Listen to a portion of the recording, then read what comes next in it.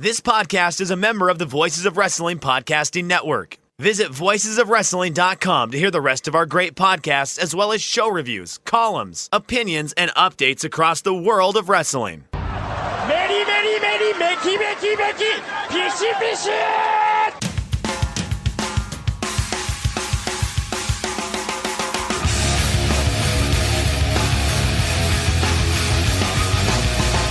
You are listening to the Voices of Wrestling podcast with your hosts, Joe Lanza. X out and go listen to some boring podcast where they're afraid of their own shadow. Okay? Don't listen to Joe Lanza, because Joe Lanza's not changing. And Rich Craich. Give me a name. Like who delivers this guy in a big spot? Joe, don't yell at me. In the big spot, who delivers better than this guy? Stop yelling at me. I agree. Welcome once again to the Voice of Wrestling Flagship podcast. I'm Rich Craich alongside, as always, King of Banter, very good family man, Mr. Joe Lanza. Joe, what's happening? I'm ready for the hot takes. Ready for the hot takes? To give you hot takes. Yeah, piping hot takes, I think. Yeah. Yeah, we got hot takes on Destruction. We got Clash of Champions. We got Bloodsport. We got some All Japan and whatnot. And I know you're trying to bury the lead here. Your birthday's coming up. Is this correct or not? Yeah, it's correct. You brought it up to me. So now you gave me an interesting scenario. Yeah, which I think we do have to... I brought it up off the air. Like, correct, yes. I don't care. So you gave me a scenario where you had mentioned two gifts that you sort of didn't ask for, but because you can never, like, at a certain age, you can't ask for gifts anymore, but you can allude to gifts. Would you say that both these things that you expect that you might get were alluded to and not asked for, or were they blatantly asked for? Look, when your birthday's coming, and everybody does this, okay? You walk around the house, and you just mention things that maybe you don't want to go buy yourself if you don't have to. And maybe the other person picks up on that, and just maybe you get those things for your birthday, right? I mean, you do that, right? Everybody does that. Oh, of course. Yeah. So not necessarily, yeah. Of course. Didn't say I want this, but sort of like, oh man, it'd be nice to have one of these. No. Like, oh man, life would be easier with one of these. Correct. Yeah. So of course I've been doing that. Yes. So the two scenarios you laid out for potential gifts are a new laptop, which I think you very desperately need. Anybody who listens to the show or knows the behind the scenes of this knows that is desperate. And you do a lot of work on your laptop as well. So it'd be nice to get a new laptop. And this is the gift you're absolutely 100% getting. So we're not even going to talk about the laptop anymore. You've also alluded to a meat grinder. Now, what does one do with a meat grinder, Joe? You grind meat. Other than grind meat. I got that. Okay. On a bigger level than that, what are you grinding? How does the process of a meat grinder work? Is this old school? Is it like a crank? Are you cranking stuff out of here? Is this electric? Like what are we doing here? I'm sure in this day and age you don't have to hand crank your meat. I would hope that you did. I was doing the motion too. You can't see it, but you know the motion I'm doing, right? Where you're like, you got your apron on and you're just shoving like raw meat into this thing and grinding it, and so it's not that. They have electric ones these days. So. I think we all hand crank our meat if we're being honest. But get it, Rich? It's a masturbation joke. That's a masturbation joke. I'm sorry. Went over. See, that one went over your head. That's good. Yeah. I went for the low level masturbation joke, and you didn't even. But they you don't have to hand crank meat grinders anymore. Yeah, it's electric. But you're right. That's absolutely what it's going to be, not the laptop. Yeah, I mean you can mark that one down. I can guarantee you. Right. Yeah, because when we look at it, like there's two options here. So we said the laptop, which just allows you to do more stupid podcasts and watch more wrestling. And occasionally do some other stuff as well, possibly work-related stuff. But who cares? That's all bullshit. Nobody cares about that stuff. Watch porn and crank my meat. The meat grinder, though. Right, exactly. Yeah, you can grind your meat and at a faster speeds and whatnot. And there's no need for that whatsoever. But the meat grinder, of the two options, and this is, I don't know if you're guilty of this, too, of buying gifts that could benefit you as well. Because it's always good to give somebody a gift and it's like, oh, this is exactly what they wanted. Or they're going to make the most out of this. But if we're being honest, the best gifts are the ones that are good for everybody, for the entire household. At a certain point, once you get married and once you're living with somebody, something that's like, hey, you know what? We can both use this. I know you want this, but I can use it. So that the meat grinder is 100% the gift you're going to get here, because she's now going to eat well. You've been talking up these meats that you're going to grind or whatnot. Like, you really honestly, and there's like, what is the percent chance that she's going to get you that laptop over the meat grinder? 0. Like, what are the odds? We're betting men. It's 0. If my bookie, yeah, if my bookie.ag had a number on this, what would it be? It's 0%. I'm getting the meat grinder. I can guarantee you that, because the meat grinder benefits her as well. Because she knows I'm going to be in that kitchen using the meat grinder, making delicious food for her. So it's absolutely going to be the meat grinder. When I was a teenager, right? When I was a teenager, when you say you buy gifts that you can use as well, right? One Christmas, I bought video games for everybody in the house, including my mother and father. That's great. Yeah, the old, hey mom, you can play this game with me. It's like, yeah, I don't remember NFL Madden 95. Yeah, right. I don't remember. It's fun. Yeah, I don't remember the game I got my mother, but like I remember distinctly. I got my father Tiger Woods golf, right? Because I figured I'd just tie the golf into it, But it was for me, obviously. That's not a bad gift, though. Those games are fun. I'm sure did he watch you play it at least for 10 minutes or no? Yeah, like he probably played it for 10 minutes and then watched me. Like they knew my hustle, So it's like I totally understand the gift thing where you're really just buying it for yourself. I get that. But yeah, the laptop benefits her 0. So I think I'm getting. Look, who says she doesn't go off the board?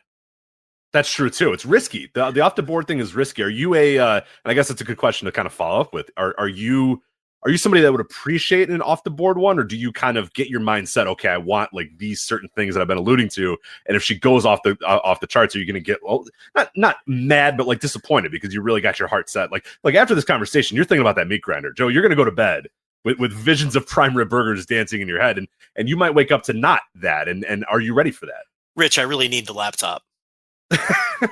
But look, if it sucks, if it's off the board and it sucks, then yeah, you're disappointed. If it's off the board and it's a pleasant surprise, then I guess you're happy. The other thing is, honestly, I don't even need anything.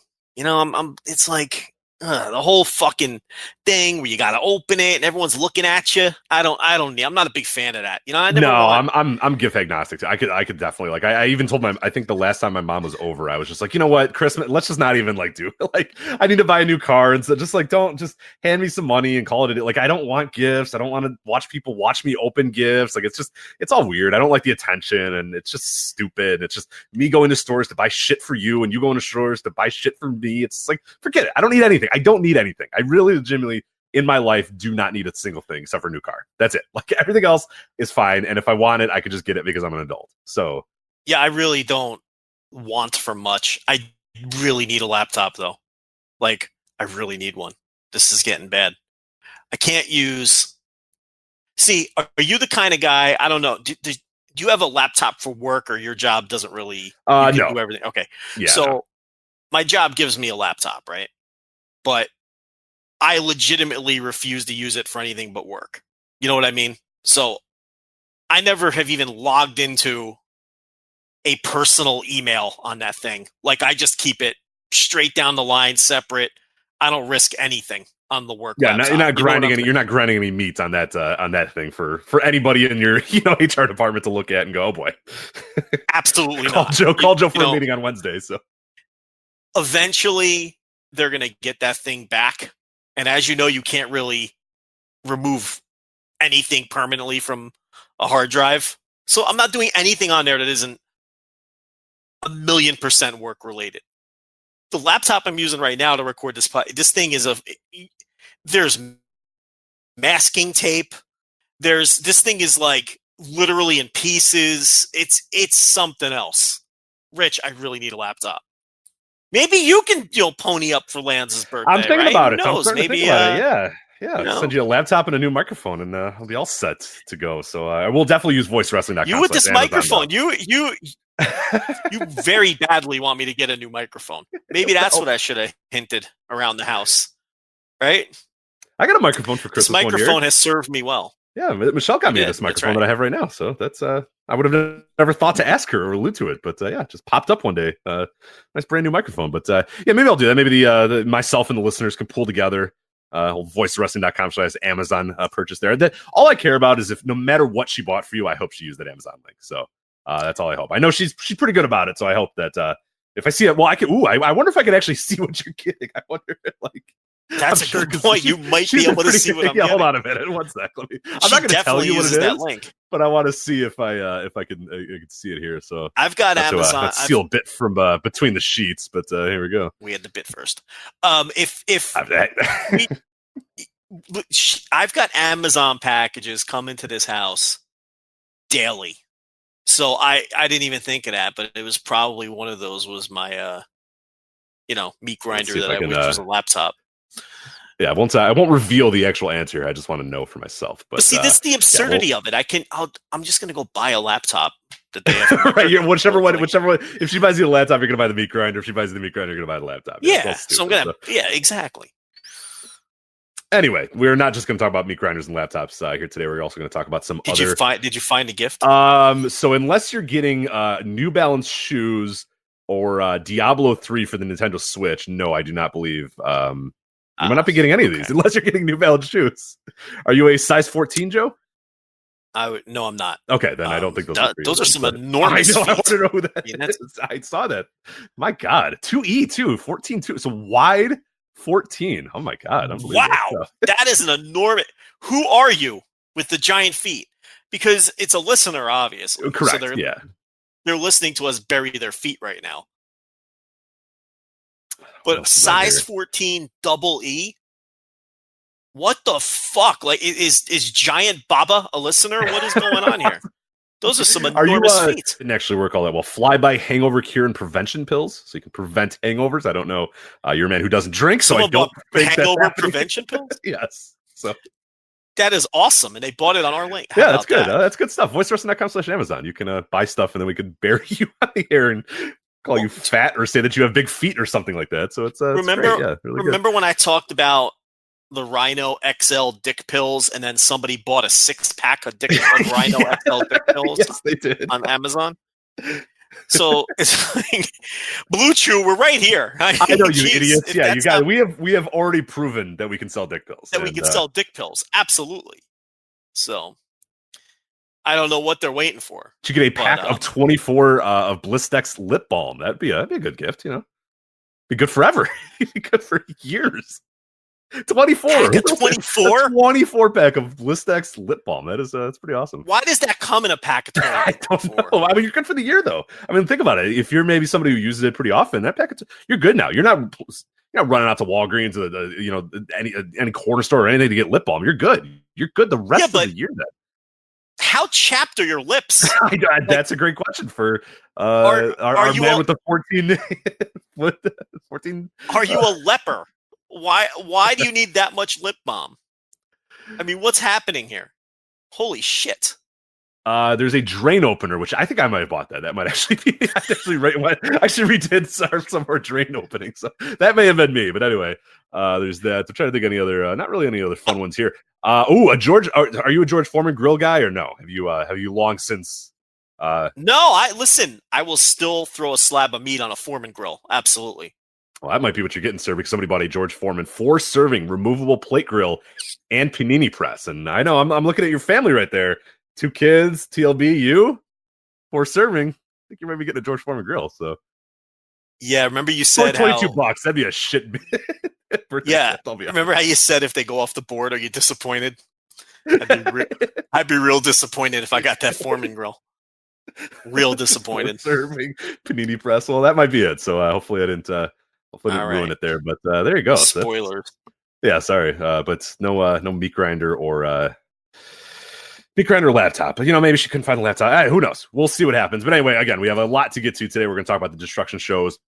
We're talking about Clash of Champions, Josh Barnett's Bloodsport, a bunch of other stuff. Before we do that, though, we did want to talk about a match from earlier this month, one that you watched earlier today. I told me to go and watch it as well, so I've seen it, and we're here to talk about it. Kento Miyahara versus Naoya Nomura from September 3rd, All Japan Pro Wrestling. Joe, why did you tell me to watch this match? I'm glad you did. And why should other people watch it as well? What are kind of your thoughts on it as we kind of kick the show off, the actual wrestling portion of the show now?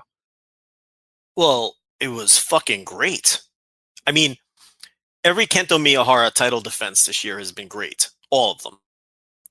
But this one, I thought, may have been the best.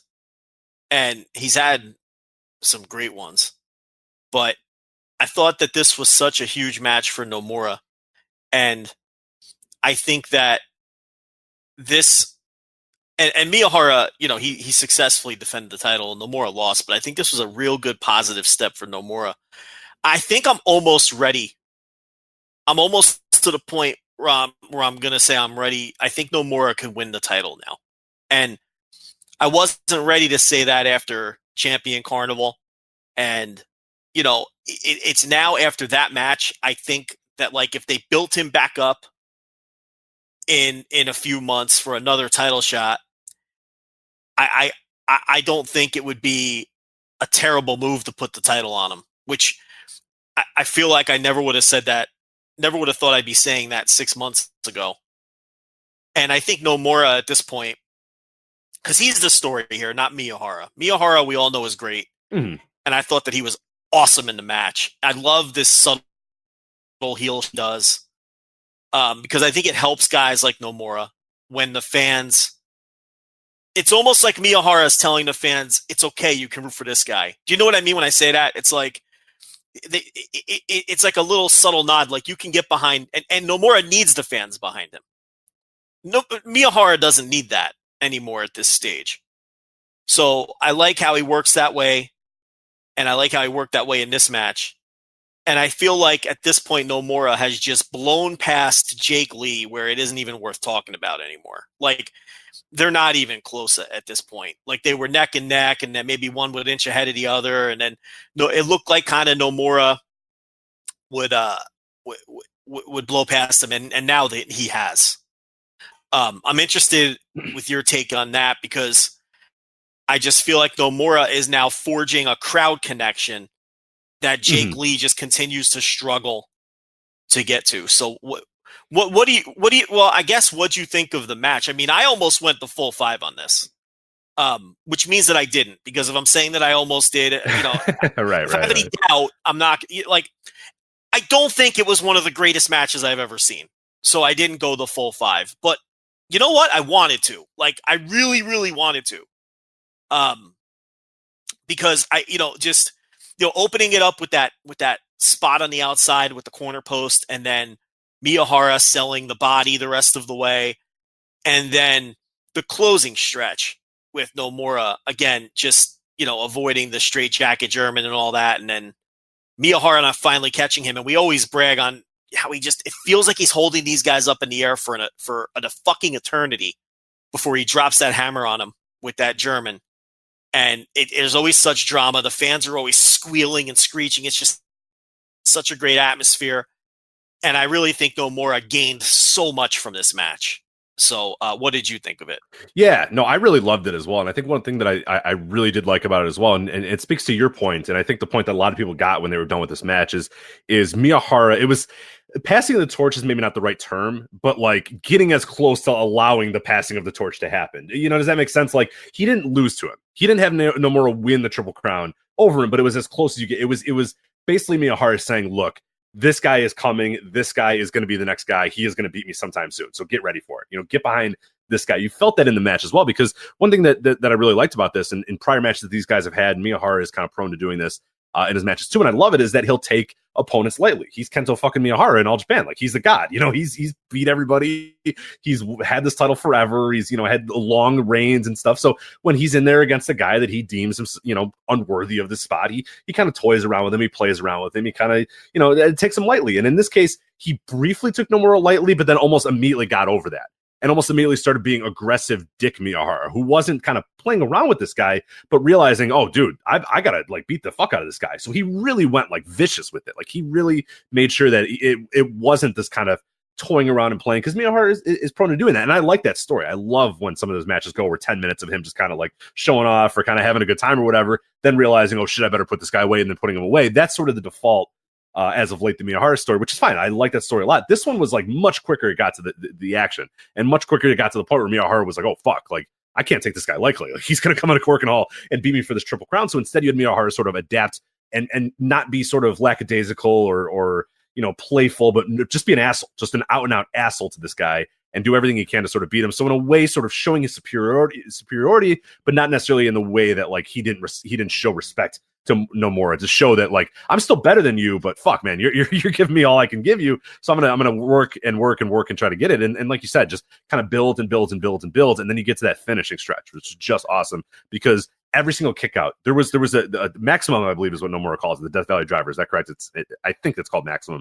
But the crowd went nuclear. The crowd thought that was the finish. I mean, he got him in the pin, and I remember Nomura even like hooked the arm to make it even seem like, oh shit, like he's hooking the arm. He's like making it even look like it's more like, and Miyahara kicks out, and the fans just go nuts. And it's like, all right, cool. Maybe he just needs one more. Maybe Nomura just needs one more of those moves. And I kind of know, I knew the finish, but I still found myself buying it. And I love when matches do that too, where Nomura picks him up for another Death Valley driver, and you're like, oh fuck, like he's going to hit another one here. Oh, what the hell? You know, like I know Miyahara is going to win, but like, how are they going to do that? What's going to happen? And Miyahara just slides out of it. And then, like you said, hits that release German suplex, or the straight jacket German, I should say, and holds him in the air for like what felt like 10 minutes, like legitimately 10 minutes, and then drops him down with a very high angle too. I thought that was notable too, that Miyahara put a little bit more sort of gusto on it and then got the pinfall there. So really good stuff though. They had a forearm strike exchange that got the crowd going nuts. You had the perfect, a match is good when they do the wide shot zooming in on the ring at Cork and Hall. Like I love that shot. That's like something big happens. There's a kick out. There's some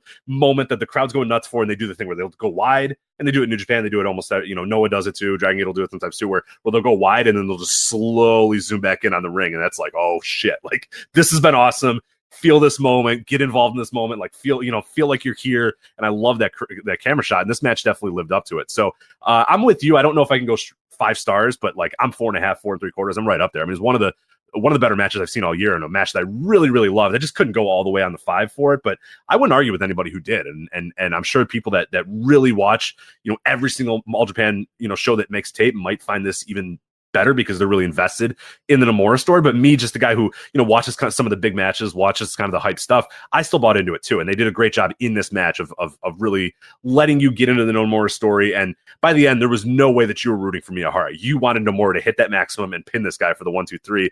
And the fact that it didn't happen, like you said, it's always kind of a fun thing to know. Okay, it didn't happen here, but the match felt like, oh shit, it's going to happen soon. And that's almost sometimes a better build than just having Nomura go in there and beat him. Now you've gotten the sort of the visual that, oh shit, Nomura can do this if he really everything kind of goes right. And now you're more hungry for that to happen if and when it does eventually happen. So no, I absolutely loved it. I think that the only thing Nomura lacks after the Carnival and after this match, I feel like he's ready from a crowd connection standpoint and a credibility standpoint. You don't want to put a title on a guy before the fans feel like he deserves it or that he can credibly hold it. That's a dangerous thing to do, because then you can ruin his future. You can really ruin the future of a guy who should be an eventual title holder and person to carry your company. If you strap him up too early and it just you can set the guy back, you can and potentially ruin him. The one thing I think he's lacking, he needs a new look. He does not have a main event look. He looks like a mid-card schlub, with the messy haircut and the generic the biker shorts. And, the biker shorts that don't quite fit all that well. Like Okada wears the biker shorts, but he makes them look like they're silver. They're gold. They fit him perfectly. Nomura still looks like guy that just got a training school, a few days ago, and that's all he has right now. So, and it's weird because you look at Kaito Kiyomiya in Noah. They gave him a main event look. He's got the robe now. He's doing the whole tribute to Misawa with the colors, and he got a new haircut, and he looks like a fucking $1 million world champion. Just, I don't feel like it's like he's lacking the things that I think Nomura has. It's like if you combine those two guys, you've got a dude who's ready to be a superstar, right? But it's like Nomura, he's lacking event superstar look. I think that's the only thing at this point that concerns me with him. But otherwise, I think, and Miyahara, just a tremendous job getting this guy to that level in his matches with him. And the way he worked this one, you went over a lot of it. I talked about it a little bit.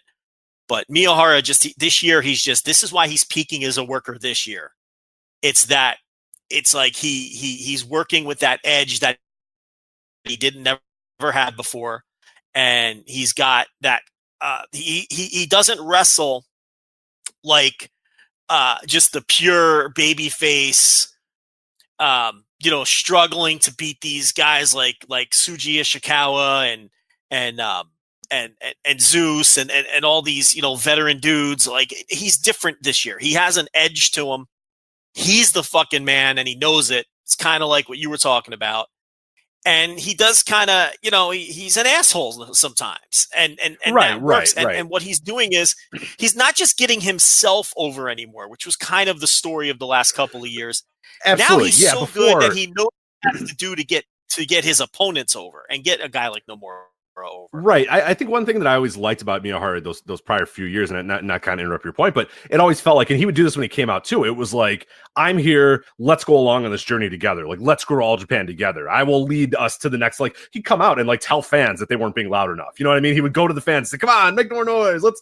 He was like the cheerleader. He was the All Japan cheerleader. And he came out saying, I am the guy, and follow me, and we will chart a new path in All Japan Pro Wrestling. And with me as the leader, like, we can all do it. It felt like a communal thing. Like, the fans were in it with him, and every win and every move and everything like that was all about growing him and growing All Japan Pro Wrestling. But like you're saying, now he doesn't need to do that. They've gotten to a certain point, and now it's about trying to get the other guys over. So you're starting to see him not necessarily do the thing where he's telling the fans, oh, get behind me. He's very much actively in the ring saying, get behind that guy. And that's why I kind of mentioned with the Nomura. Like, there was no way you could watch this match and root for Miyahara. Like, you wanted Nomura to win. Miyahara was being an asshole. Nomura was the guy that was just, you couldn't help but try to cheer for him. And that's all the credit in a lot of ways. Nomura obviously to for the way he's working, but a lot of it goes to Miyahara too, who can get the crowd in the palm of his hand and get them to do whatever he wants. And in this case, chooses to say, no, don't root for me, root for this guy. And I think that's a really important change in what he's been doing in 2019.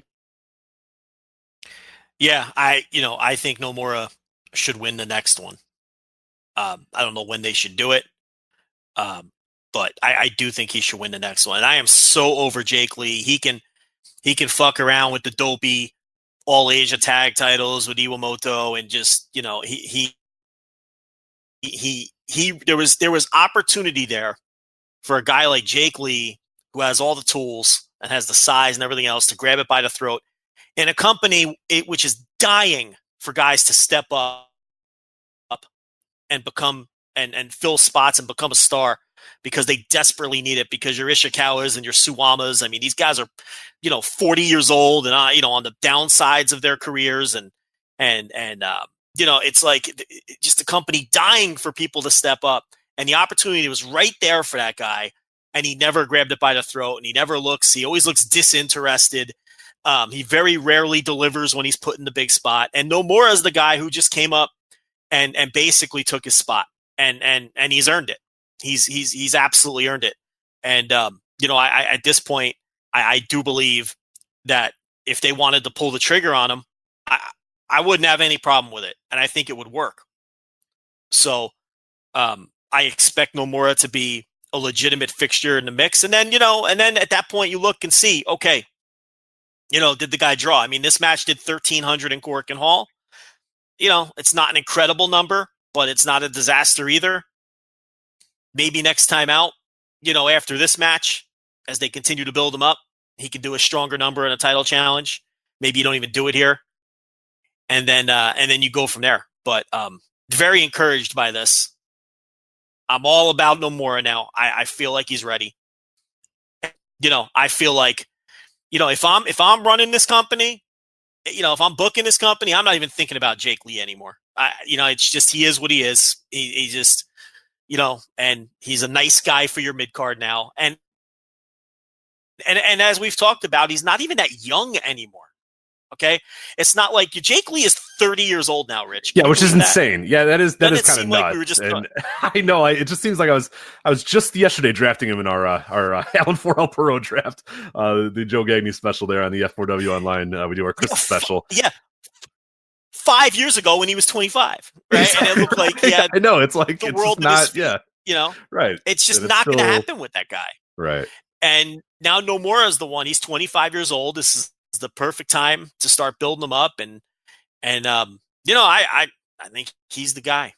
But a great match. I noticed that I didn't even know Meltzer went 4 3/4 on it. I hadn't even noticed that. Cage match. The Inmates, Rich. They have it at 9.32. I forgot that Grapple has All Japan. I wonder what they've got. Let's yeah, see let me which see. I one actually it have the is. app Can ready pull to that go. up if you want me faster. to, yeah. Let's see if I can pull it up. You don't have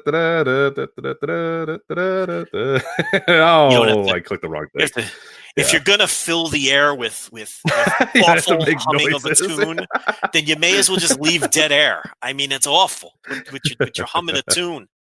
Jeez. All right, let's see here. I still got there faster than you. 4.56. I was gonna say 4.6. I know the grapple users, so yeah, it's a great match.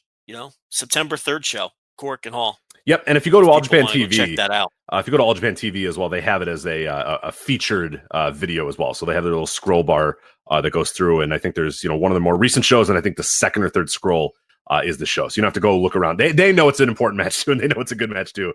So there's a reason it's featured. So yeah, even if you go to All Japan TV and want to check this match out, very easy for you to find. And All Japan TV, I mean, is a great service as well. They do the video quality is also always awesome. It is way better than New Japan World in terms of like knowing my login, B, knowing where I was in the video, loading the video, all that sort of stuff just works a lot better on All Japan TV. So yeah, that's if you've never dove in yet, it'll pick up where you left off, which New Japan World doesn't do. And I love that it does that. You got to remember where you're leaving off with New Japan World and then fucking attempt to fast forward back to where you were, which is also a nightmare.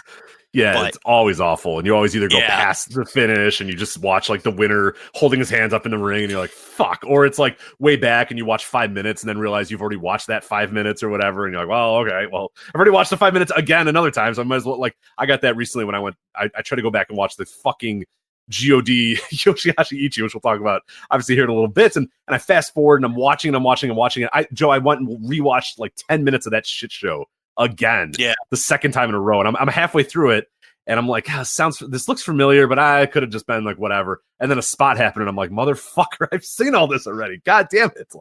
I don't want to watch that match one time, but I had to watch it twice. Oh, god damn it! Yeah, but the All Japan TV, it just picks up wherever you left off on any video, either a show, a match, whatever. So it's very helpful. Sai and Zeus beat the Violent Giants for the tag team titles. I don't know if you watched that one, but I only went to the main event there. But that's nothing to write home about. It was fine. I like this Akira Francesca guy that they brought in, this junior. I love everything I've seen from him. He's not a polished worker at this point. And he's not great or anything, but there's something there, and it's exactly what the All Japan Juniors needed because he brings a little juice. He brings a little juice to a division that badly needs some juice. I'm not suggesting they should push him to the moon or anything, but you can tell that they're going to push him. Like, when that you can just tell that eventually they're going to push a guy. Like, that's where he's at right now. Like, he's losing all of his singles matches as well. He should, to guys like Tajiri and Hikaru Sato and everything. But the way he's losing, it's designed to rally the crowd behind him as an underdog. And you can tell that eventually they're going to push this guy. And, he needs to put on some weight. I mean, he's tiny. So there's a slight, even as a junior, there's some credibility issues there right now. But, if you wait a year or two and he still sticks around and I can't see him going anywhere, this is a guy who I think they'll eventually push. He's a guy that I love watching. I love watching him. And the other guy I love watching in this company, I do not miss a single match, is Yusuke Okada. I will watch any Yusuke Okada match. He is just my guy right now. He's one of those guys. Rich, you ever get a guy where you're like, I'm going to consume everything this wrestler does for the next fucking 6 months? Because they just connect with you. That's where I'm at with him right now. He is the future ace of the All Japan Juniors. There's no doubt about that. Okay. But it's like, I really hope at some point they'll give him an opportunity. I think he can work credibly as a heavyweight. I know he's a short guy, but he's kind of thick. But he's my guy right now. I watch even the most pointless 6-man tag. I'll watch it if he's in it because he's just a fascinating wrestler to watch right now. But so this is Akira Francesca. Yeah, a little kick it off. This Akira, was he 14 years old? I haven't seen a video of this kid, but I'm looking at photos of him. Oh my god, this kid is like 13 years old. Like, how old is he? This is what I'm saying. Like, he just he's a small guy, and he does have that kind of look. He's got to put on some weight. And I'm not saying he's got to get older. He's got to be able to drive. Like, he's not a child, Rich. I promise you. Are you sure? I think you're wrong. Promise he's not a child. No, he's been wrestling. Well, I guess that doesn't mean anything. But, yeah, that's he's been wrestling for years. Bate was wrestling since he was 11, so that I'm sure he's in his early 20s. I'm sure he's 20 he's 19. 21. He was born in 1999, November 12th. There you go. I said he's 20 or 21. I wasn't off by a million years. I mean, he's obviously young, but I'm saying he's not 13. He's a kid. He's like 19, 20. But yeah, that's what I mean. Like, he's not a guy I'd push tomorrow. You know what I mean? But it's like there's something there with him. Again, it's like you can tell that there's a crowd connection building, and he's so different from their other juniors. And I think he's a long-term project, but he's a guy who, and again, he's real rough around the edges. Okay. He's not any kind of polished worker or anything. Who the fuck knows who he was working with in Italy? But he gets some experience under his belt and he keeps at it, and, he gets his driver's license and everything. And I think that, he's eventually a guy that you can do something with. Once his mom has to stop dropping off at the shows, yeah, it could be real useful there. But no, yeah, I'll have to check out some of his matches. I have not seen him, but I like it in the ground floor of guys too, and you can't get any more on the ground floor than a 19-year-old in All Japan. So that sounds pretty awesome. So I'll check that out. Comes highly recommended. You weren't the only person that said they really, really liked that match as well, and they liked him as well. So yeah, I'll have to check that out. For sure. But of course, we got a lot to get to today. We did not want to just start the show off and I'll show All Japan. That's good. When's the last time we started a show off with All Japan Pro Wrestling? Have we ever started a show off with All Japan Pro Wrestling? That might be a first. So.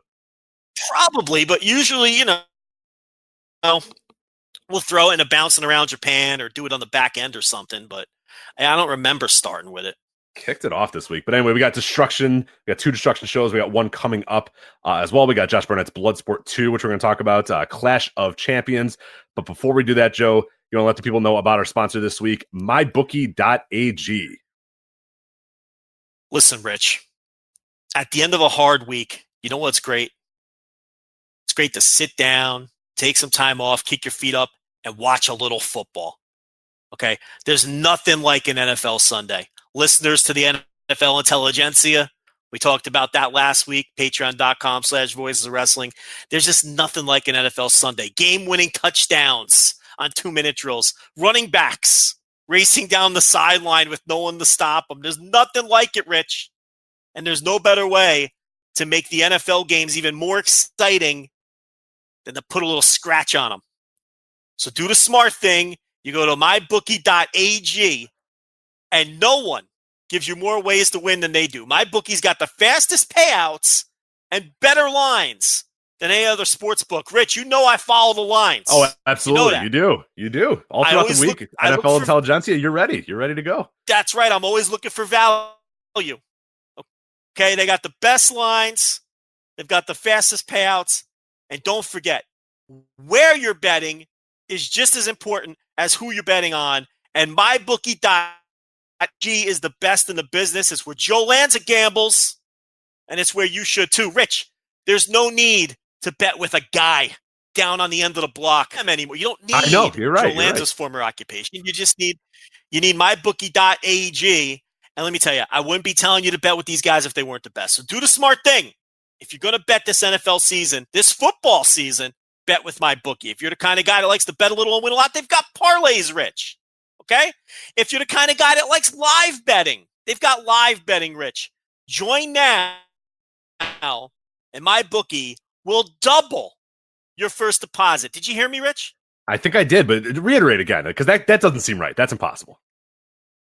If you join now, MyBookie will double your first deposit. All you got to do is use the promo code VOICES to activate the offer. That's promo code VOICES, VOICES. Go to mybookie.ag, mybookie.ag. You play, you win, you get paid. Yeah, a lot of people jumping in with some bets that they've made. So let us know at Voices Wrestling if you do make a bet. Take a screenshot. I know MyBookie sends like a a text message and emails when you make your bets. So send them over with us so we can laugh at your picks and tell you how wrong you are. MyBookie.ag. Again, like you said, deposit, use promo code VOICES. They will double that first deposit. MyBookie.ag. It's pretty good stuff there. The New Japan shows here, we had Destruction in Kagoshima. We had Destruction in Beppu. I forget what it is exactly. I think it's Beppu, but people get very upset when I get that wrong. And then we, of course, are going to preview the upcoming Destruction in Kobe. But, Joe, we have to talk first about the Destruction in Beppu on the 15th here. Ooh, boy. New Japan doesn't usually have shows that just don't really land, or shows that are no good, or shows that there's just not a lot to really sink your teeth into. Man, this was one, and it was highlighted by a semi-main event that was absolute trash. But let's talk about the stuff. I only watched the top 2 matches in the show, but you watched the entire show. So quickly, if you want to take us through the rest of the stuff that happened in Beppu before we get to the main events. You had 2 Young Lion Cups matches. You had Carl Fredericks defeating Yoti Tsuji. You had Shota Umino defeating Alex Coughlin as well in the Young Lions Cup. Fredericks moves to 8 points, Tsuji at 2 points, and Shota Umino 8 points, Alex Coughlin at 4. Other matches here, 8-man tag match, Narita, Taguchi, Nagata, and Yomura defeat Clark Connors, Nakanishi, Michael Richards, and Toa Hinare. 6-man tag. There. Okay, go. Okay, yeah. Okay, so I don't have anything specific about these Young Lions Cups, Matt. Look, they're all good. We talked about it last week. Like, there has not been one that's been below 3 stars yet. They're in, they're out. They're all below 10 minutes. There's one I want to talk about. I think that may have been on the next show, or maybe it was what were the 2 Young Lion Cup matches on the next Destruction? So the next, the Kagoshima one, Refresh the Kagoshima one is going to be Yomura and Clark Connors, and then Ren Narita and Michael Richards. Okay, so the Yomura and Clark Connors one from Kagoshima. That's Kagoshima. Yeah, that's been the best one so far, though. So in the entire tournament, in my opinion. So if you don't have time to go back and watch them all, now New Japan World is uploading all of them, even from the spot shows where they're not giving you the rest of the card. They're just like a Best of the Super Junior or whatever. They're giving you every tournament match. Okay, it'll be single cam on some of these and everything, but they're at least giving it to you. And if you don't have time to go watch them all, which if you have the time, do it, because they've all been so much fun. And you can see each guy with their own distinct personality developing. And each guy has kind of developed their own finishing hold. Umino with the Fisherman Buster and so on and so forth. But the best match, if you really got to cut it down, that Clark Connors Yomura match. And I am going to be so right about this Yomura. I mean, you can see him putting it together. And Clark Connors too throughout this whole tournament. Carl Fredericks gets all the press, okay, and deserved. Okay, he's 6'4", whatever the fuck. He looks like he was chiseled out of granite. He's obviously going to be a star. He's already an incredible worker. He obviously has a great look. He's got the height. He's got the size. He's going to be a heavyweight. But Clark Connors, can fucking go. All these guys can go. But Connors has really, to me, taken a big step forward in this tournament. And Yomura is a guy, especially in this match against Connors. So these 2 matches here in Beppu, look, they've all been good. So it's like I don't have distinct opinions about all of them. So what they'll do is they'll have a Young Lion Cup match, 2 of them. Then they'll have an 8-man tag with the Young Lions who are off for the evening and don't have tournament matches. And then they'll work an 8-man tag with like Dads or with, Toa Hinare and people like that. And matches have all kicked ass. So it's like, if you're going to watch those Young Lion matches, watch the 8-man tag too, which always goes on third through the whole tour, because those matches have been good too. I've enjoyed those matches far more than I've enjoyed, the standard issue 6 and 10-man tags that have followed.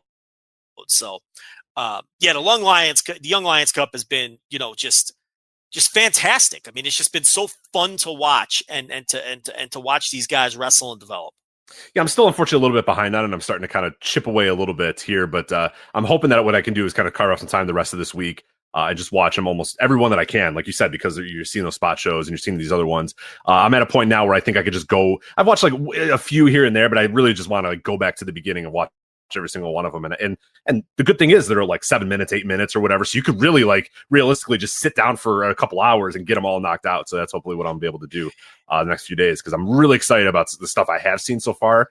And yeah, like you said, there's a certain, and we talked about it last week a little bit too. There's a certain edge to this group here, and there's a reason we're having Young Lions Cup right now, and it's just like you see so much. You see Fredericks out there, you see Uemura out there, Shota Umino, who's a veteran at this point, basically. He's there. Even Alex Coughlin, I'm seeing good stuff. Well, Richards and Tsuji are definitely, I think, the back of the pack in a lot of ways, but even they're like fine, like they're completely competent guys, but you're really seeing like stars. There's like 3 or 4 guys that like are bona fide legit, like those guys are going to be stars, and that's pretty awesome. You can check that out and watch that and kind of sink your teeth into a tournament like that. Yeah. And last week I did my catch up, and there wasn't as many matches then, but it only took me like an hour to blow through all of them, because a lot of them are like 6-7 minutes. So, it's really not that bad, especially if, you skip the entrance and you get out of there as soon as the pinfall hits. You don't have to stay for the whole upload. You can get through them. There's been more now. It'll take you about 90 minutes, less. You could probably get through all of them in about, less than 2 hours, less than the time it takes, to watch a full show. So, but they're all worth your time. Rich, I would definitely say do not miss Clark Connors versus Uemura, though. That's one that you can't miss. Yeah, that sounds right up my alley. I already put like a little check mark next to that one to make sure that if I don't have a chance to watch them all in order, that one I will definitely 100% make sure. And then pick out the guys you like. Like, if you're like, oh, I really want to watch Ren Narita, then just watch all the hit. You know what I mean? Well, Fredericks, I love Fredericks. Fredericks did he does this drop kick where he flips at the end, and I just fucking love it. It's like so unnecessary and it's so not needed, but it's just like he's the type of asshole that would do that, because he's just like you said, he chisels out of granite and he's just a fucking amazing athlete. So he just does a flip when he does a drop kick, and I'm like, motherfucker, Yeah, on top of everything else, he's an incredible athlete. Yeah, he's like aggressively handsome. It's like annoyingly handsome. Yeah, his body's fucking perfect, and then he's just like a freak athlete. You're like, I'll just do a drop kick and do a flip at the last second before my body hits the ground. I'm like, fuck you, you asshole. How dare you. Yeah, he is kind of annoying, to be honest. Now that you bring it up, it's kind of fucking annoying. You went to high school with a Carl Fredericks, and you're like, fuck that guy. Like, that guy's an asshole. And he's nice too. That's you know what I mean? Problem. Like, that guy that's an asshole is also really nice. You're like, okay, no. You can't have good grades, be nice, look as handsome as you do, have the hottest girl, be the quarterback. Like, fuck you, dude. You know what I mean? Right. No way. I'm supposed to hate you. Why are you nice? Right. Yeah. Because you're like, that guy's an asshole. He's like, hey, Rich, how's it going? And you're like, fuck you, dude. Go to hell. Right. Yeah. How do you know my name? Fuck off. Get out of here. Yeah. That is kind of the vibe. That is his vibe. You shouldn't know my name. I am so insignificant in your world. You should not know my name, but somehow you do. That's his energy. The guy you want to hate, but you can't hate him. So you do hate him. It comes full circle. Right. So his hair doesn't move either. He finishes this match. It's 7 minutes. Suji's sweaty mess, and Fredericks has got a drop of sweat, and he just kind of dabs his head a little bit, and his hair is still perfect and everything. Dude, you asshole. I can't believe you're bringing that up, because I said to my wife the other day, look at the fucking hair on this prick. Really? Look at the head of hair. Yeah. It's perfect. I said, look at the head of hair on this prick. It doesn't move.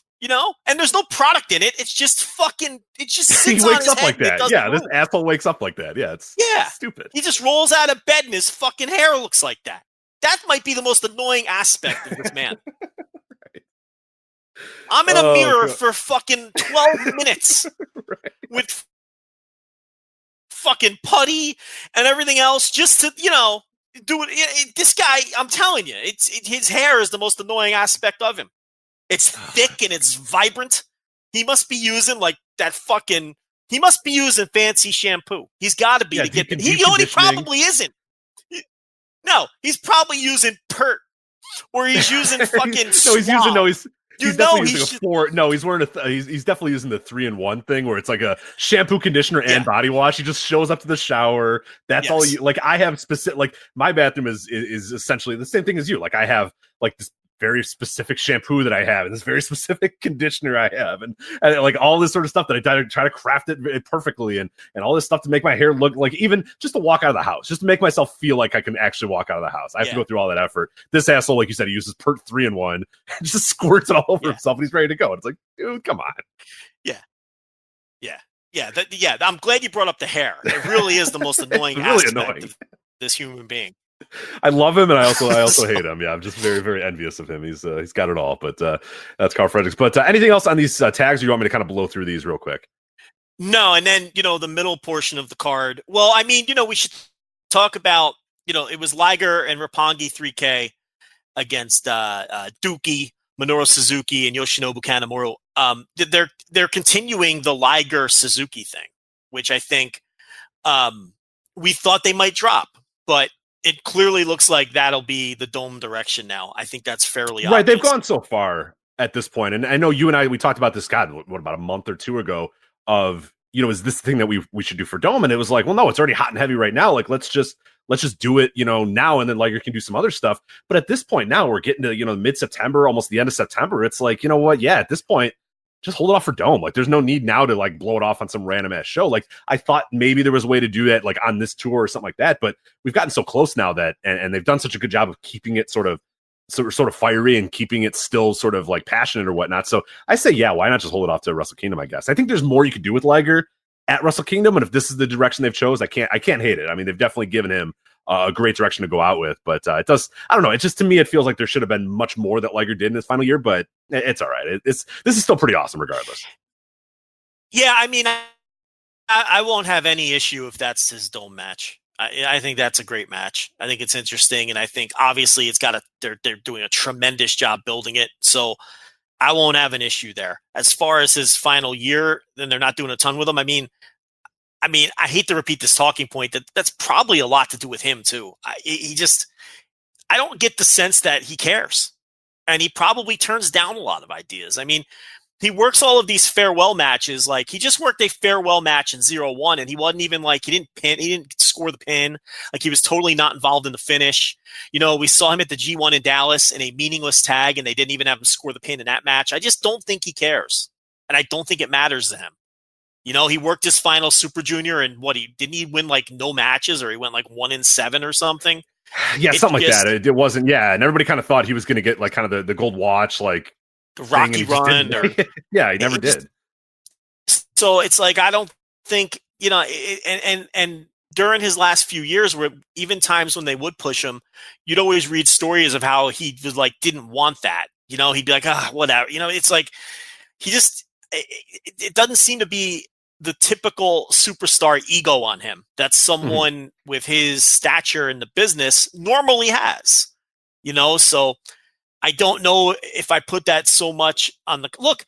Don't you think the company would love to milk the fuck out of this and draw a bunch of houses off of it? Yeah, there's no way that they're just saying, no, that guy's old, who cares? Like, there's no way in hell. They know how important Liger is. It has to be him saying, nah, don't do that. Worry about the young guys, push other people. I'm good. Like, let me do this little program that because you can tell he's putting all that he can into this program as well. He's really getting passionate about it. He's doing little nuggets to stuff that's happened in the past where he's getting unmasked, and now he's going to be more aggressive. And so there's all these little things that they've been doing. So it's obvious that he's sunk his teeth into this feud. But yeah, there's no way in hell. There's absolutely no way in hell that New Japan doesn't want to get more out of him. There has to be him saying, no, man, I'm good. Because yeah, if I was booking it and I had a guy that was like, yeah, do whatever. I mean, I'd have the Jushin Liger tour. He'd be, on top of everything. I'd bring all of his old opponents in. I'd do as much as I could to sort of push him and draw houses. But it's obvious that there's some hold up there, and I cannot imagine. I really cannot imagine that it's New Japan that's a hold up there. It has to be him. Yeah. So then we had 10-man tag. It was Fale, Phantasmo, Kenta, Taiji Ishimori, and Yujiro. And they defeated Robbie Eagles, Will Ospreay, Kota Ibushi, Togi Makabe, and Tomoaki Honma. I mean, it's, you've seen one, you've seen them all. And this was really a setup for what was coming on the next show with the Birds of Prey, Rich, challenging Phantasmo and Ishimori for the junior titles. And, of course, the Kenta Kota Ibushi case match. Then we had a 6-man tag. It was the LIJ guys, Bushi, Sanada, and Shingo, defeating Hiroki Goto, Kazuchika Okada, and Rocky Romero. That actually wasn't a bad little match. Look, none of these tags are bad. It's just that they're just filler and it's impossible to get into them. In a vacuum, most of them are pretty good. And then you had Evil and Naito defeating Chase Owens and Jay White. Jay White basically teamed with a different Bullet Club jobber on each of the 2 nights. And, on this night it was Owens. On the next night, I believe it was Yujiro. And they lost to Evil and Tetsuya Naito. And then we get into the business end of the card where Rich will be able to jump in. Starting with Guerrillas of Destiny successfully defending the IWGP Tag Team titles over Tomohiro Ishii and Yoshihashi. I'm happy with the result. Last week, as we talked about, I decided that I never want to see Yoshihashi win a Just have that be his thing. Okay, that bag of socks. I will never stop using that either. That's great. Never wins a title. And my God, I did not like this match. You can go first on this one, but to me, it was just, in brief summary, a heatless, boring match that existed. I don't know what else to say. Take it away. You said there that you never want to see Yoshihashi win a title. I think you could have stopped before the never win a title thing. I don't think I want to see Yoshihashi ever again. It is. I've reached a point with him where it's not even like fun bad. It's not like comically bad. It's not like, oh, look how cute he is and how endearing he is. The guy just absolutely sucks. Like, there's no need for him to be in spots like this anymore, ever again. I mean, when you can, and really, Guerrillas of Destiny, again, they don't go out there and have bangers either. Like they but I'm not going to put all the blame on them in this match. That was not them. They played the roles, and there were some spots that weren't great. But when they were in there with Ishii, stuff ramped up. When they were in there with Ishii, because it's fucking Ishii and he's great, the match was good. The crowd cared. I cared. It felt like it had some juice. And then the second Yoshihashi tagged in, including this match structure, which somebody said, I don't know who on earth said, you know what we should do? We should build up a Tomohiro Ishii heat spot where you're going to give a hot tag to Yoshihashi. Because they did that, and Yoshihashi gets the hot tag, walks in casually, throws the shittiest super kicks you've ever seen in your life, and the crowd is crickets. They're not making a peep. Nothing is happening. Yoshihashi's doing this feverish, fast comeback, and just nothing is happening. He sucks. He is such a bag of socks, and I never, ever, ever want to see him in a spot like this again. He was horrendous. GOD, again, were not great. Ishii, I think, did everything he could, but this was just, the match structure was bad. The length, why was this 21 minutes? I mean, God, it never ended. And I mentioned the story too, where I went, we were talking about the scroll bar with New Japan World, where I go back and I had to watch 10 minutes of this match again, and they were just as infuriating and just as boring. So maybe I hated it even more because of that. But it's just like, you saw the potential there. There were some spots that really got the crowd going because the crowd wanted to get invested in this. You would see Ishii do something. He'd hit somebody with a headbutt, and they go, oh, yeah, and they'd make noise for a little bit, but then Yoshihashi would come in and they would just go right back down.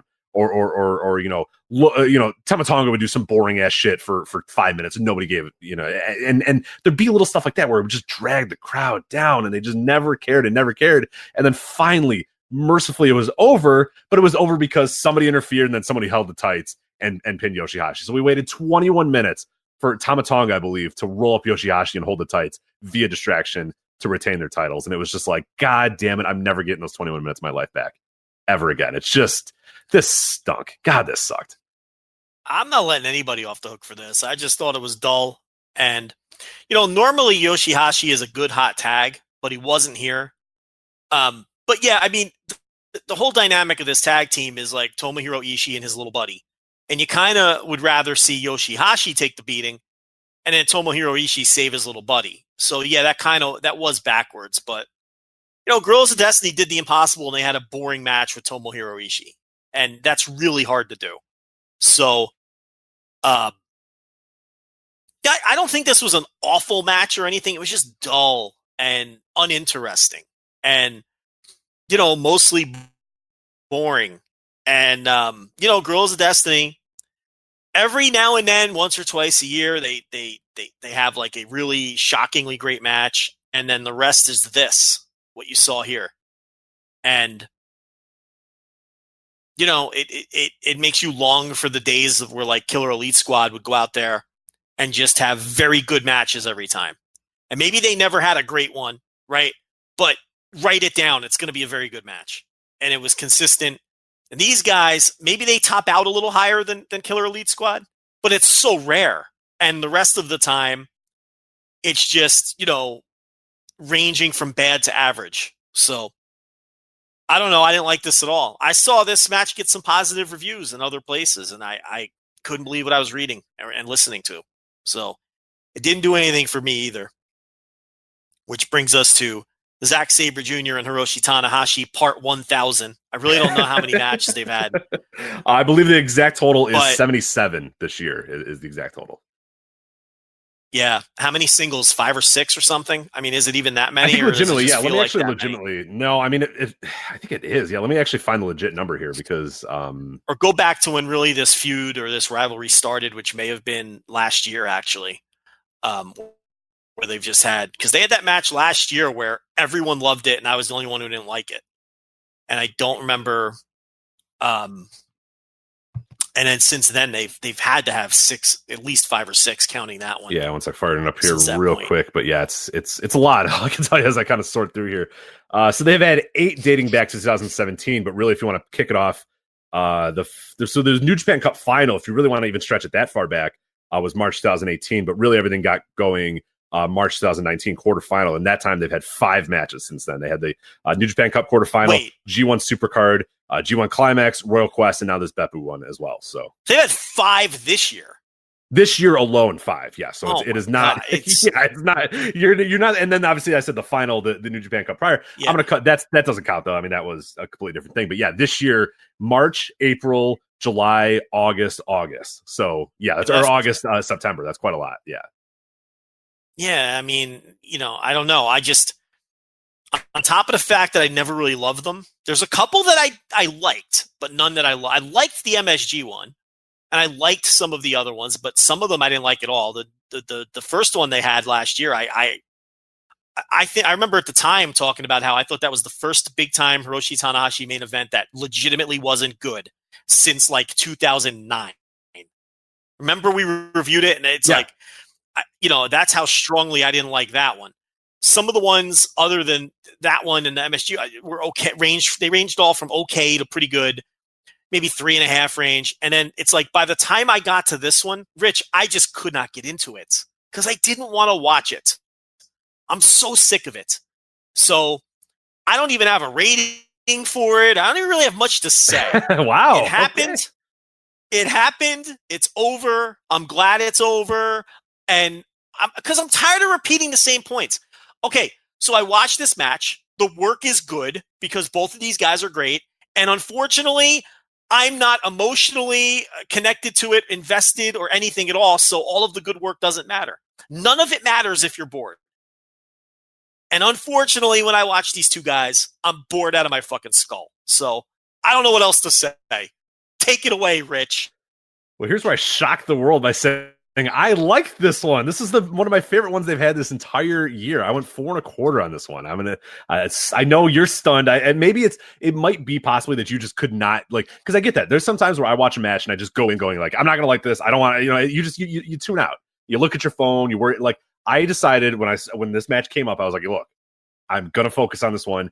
And see, because I was going to be prone to the exact same thing like you said, where I just kind of say like, I don't fucking care, whatever, who gives a shit, this match is going to be over. Like I could have just watched in the background and did some other stuff, but I said, you know what? No, I'm going to sit down, I'm going to watch this, and I'm going to see if I actually really enjoy this or if I really, really enjoy it, like what they do. And I really did. I really liked the work in this match. And it really, to me, was one of the better ones they've had this entire year. I did not like the Royal Quest one all that much.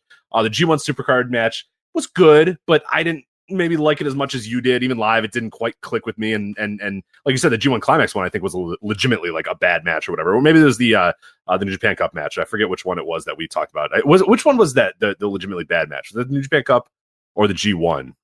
Well, the one that I thought was bad was the very first one. That wasn't it was the one from last year.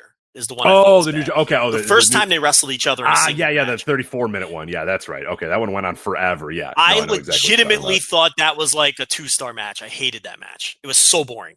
All the ones this year have been okay. Like I don't think they're bad. They just fucking exist.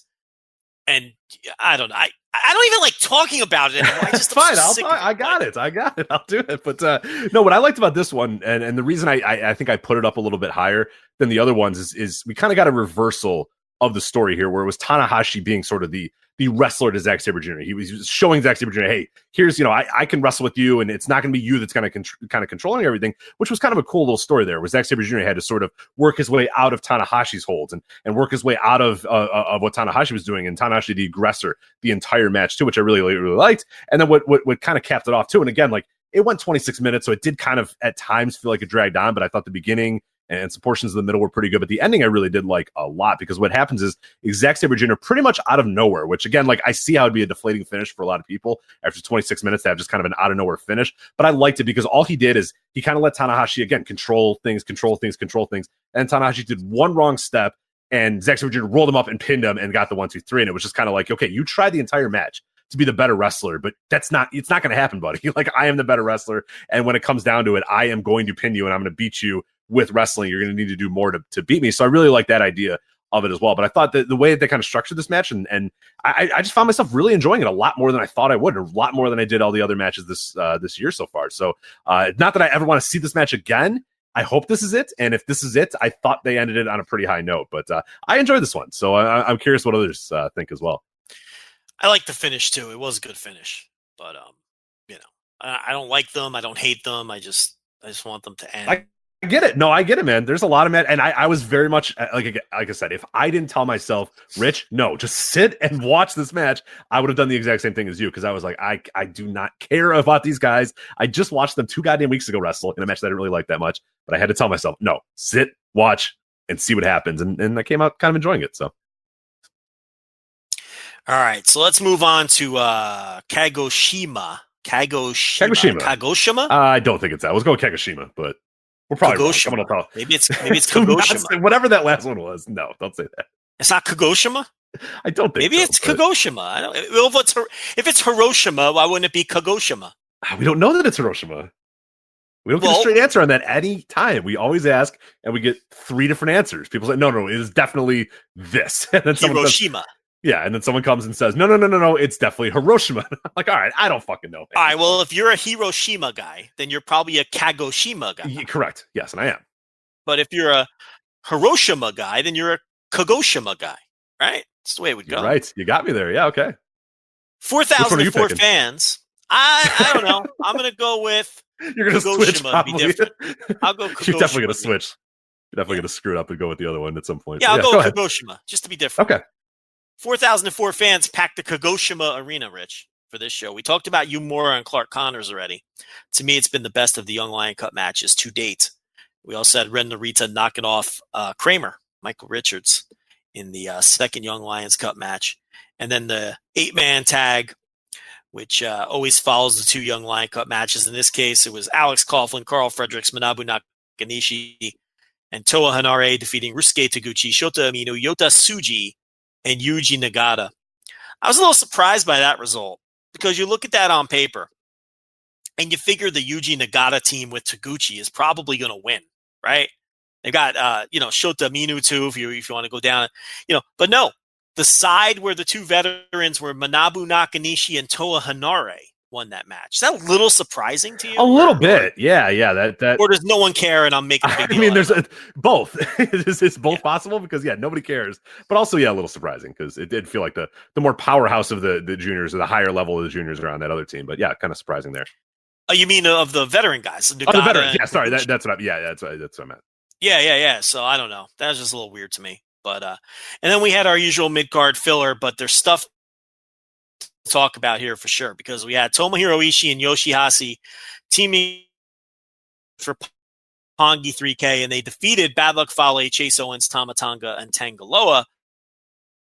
But the story here, Rich, pinfall win. And it looks like we're going to get Roppongi 3K versus Guerrillas of Destiny at some point. So what do you think of that? You're really hemming and hawing here. I figured you'd be excited. Mix it up a little. But it's got to be. Does God have to be in the match, though? Well, they're not going to. If we're really going to wrestle the Invisible Man, is hopefully Grace Remsburg going to show up? And I hope. I want to be excited that Roppongi 3K is in a title match. But the other guys are God, and they're just, I don't know. I don't know. Sometimes they're good, sometimes they're bad. They've been more bad than good as of late, so that kind of hurts it a little bit. I'm excited that there's new blood in that tag division. It's just, I hate that it's these guys. And it's like, and especially we're going to talk about it with these 2 shows too. The proliferation of Bullet Club run-in bullshit just has me like, I can't get excited about any match involving anybody in that unit anymore.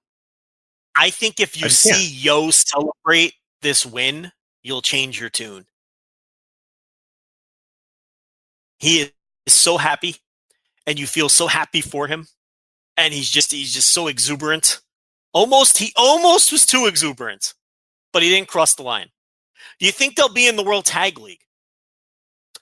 I think so. Yeah, I mean, I'm trying to think of the numbers here, and yeah, it seems like that'd be a good spot for them because there's, obviously they're losing, your Archer and David Boy Smith aren't here, like they were last year. I'm trying to think. There's a bunch of they've lost a lot of tag depth as of late, so I think there's a definite possibility that they're in there. Well, yeah, because I don't think like Ten Koji might not be in it this year. They haven't really teamed at all, and Tenzon's like they don't even use them. So it's like, Makabe and Hanma haven't been a team in a long time, so maybe it'll be Makabe and Toa Hanare again. You figure Aussie Open will be in it. I'd be real surprised if they aren't in it this year. Yeah, they're gonna have to bring a lot of outsiders. I'm looking at last year's here, 2018. So you obviously have God in there, of course. Sonata and Evil, they'll be back. Ishii and Yano was the team last year. Maybe it'll be Ishii and the fucking bag of socks. Archer and Davey Boy, that is now done. Right. Obviously, Davey Boy's gone. Elgin and Jeff Cobb, I do not think that's gonna happen. You have ZSJ and Taichi, that could come back as well. Bruce Robinson, Finley, again, that's probably not going to happen. I think Finley's still out. Beretta and Chucky T, I do not believe that is going to happen. Right. Izuka is with Suzuki. That's obviously not going to happen. Hangman Page and Yujiro, that's not going to happen. Tenzon and Kojima, that, I guess has to happen. But, like you said, it barely has been happening. Makabe and Hanari, of course, that can come back. Nagata and Nakanishi can come back. And then it was Yoshida and Umino. So, I mean, conservatively, you got 1, 2, 3, 4, 5, 6, 7, maybe 8 teams that you have to replace from last year's tournament. And remember, they were putting 16 teams in this tournament before. They went down to 14 in 2018 as well. So yeah, and you have 14 teams left, presumably, and you have to replace what at the very least 8. I mean, that's jeez. Yeah. So that's why I say there's a good chance Roppongi 3K gets thrown into the mix. And this could be maybe the building up. Like, they're not going to win the titles here, but it's obviously an idea of like, hey, look, these guys can hang with the heavyweights, so now they're going to be in the tag league. Right. This might have all been just kind of building up to so there's not a surprise when they announce them for the tag league.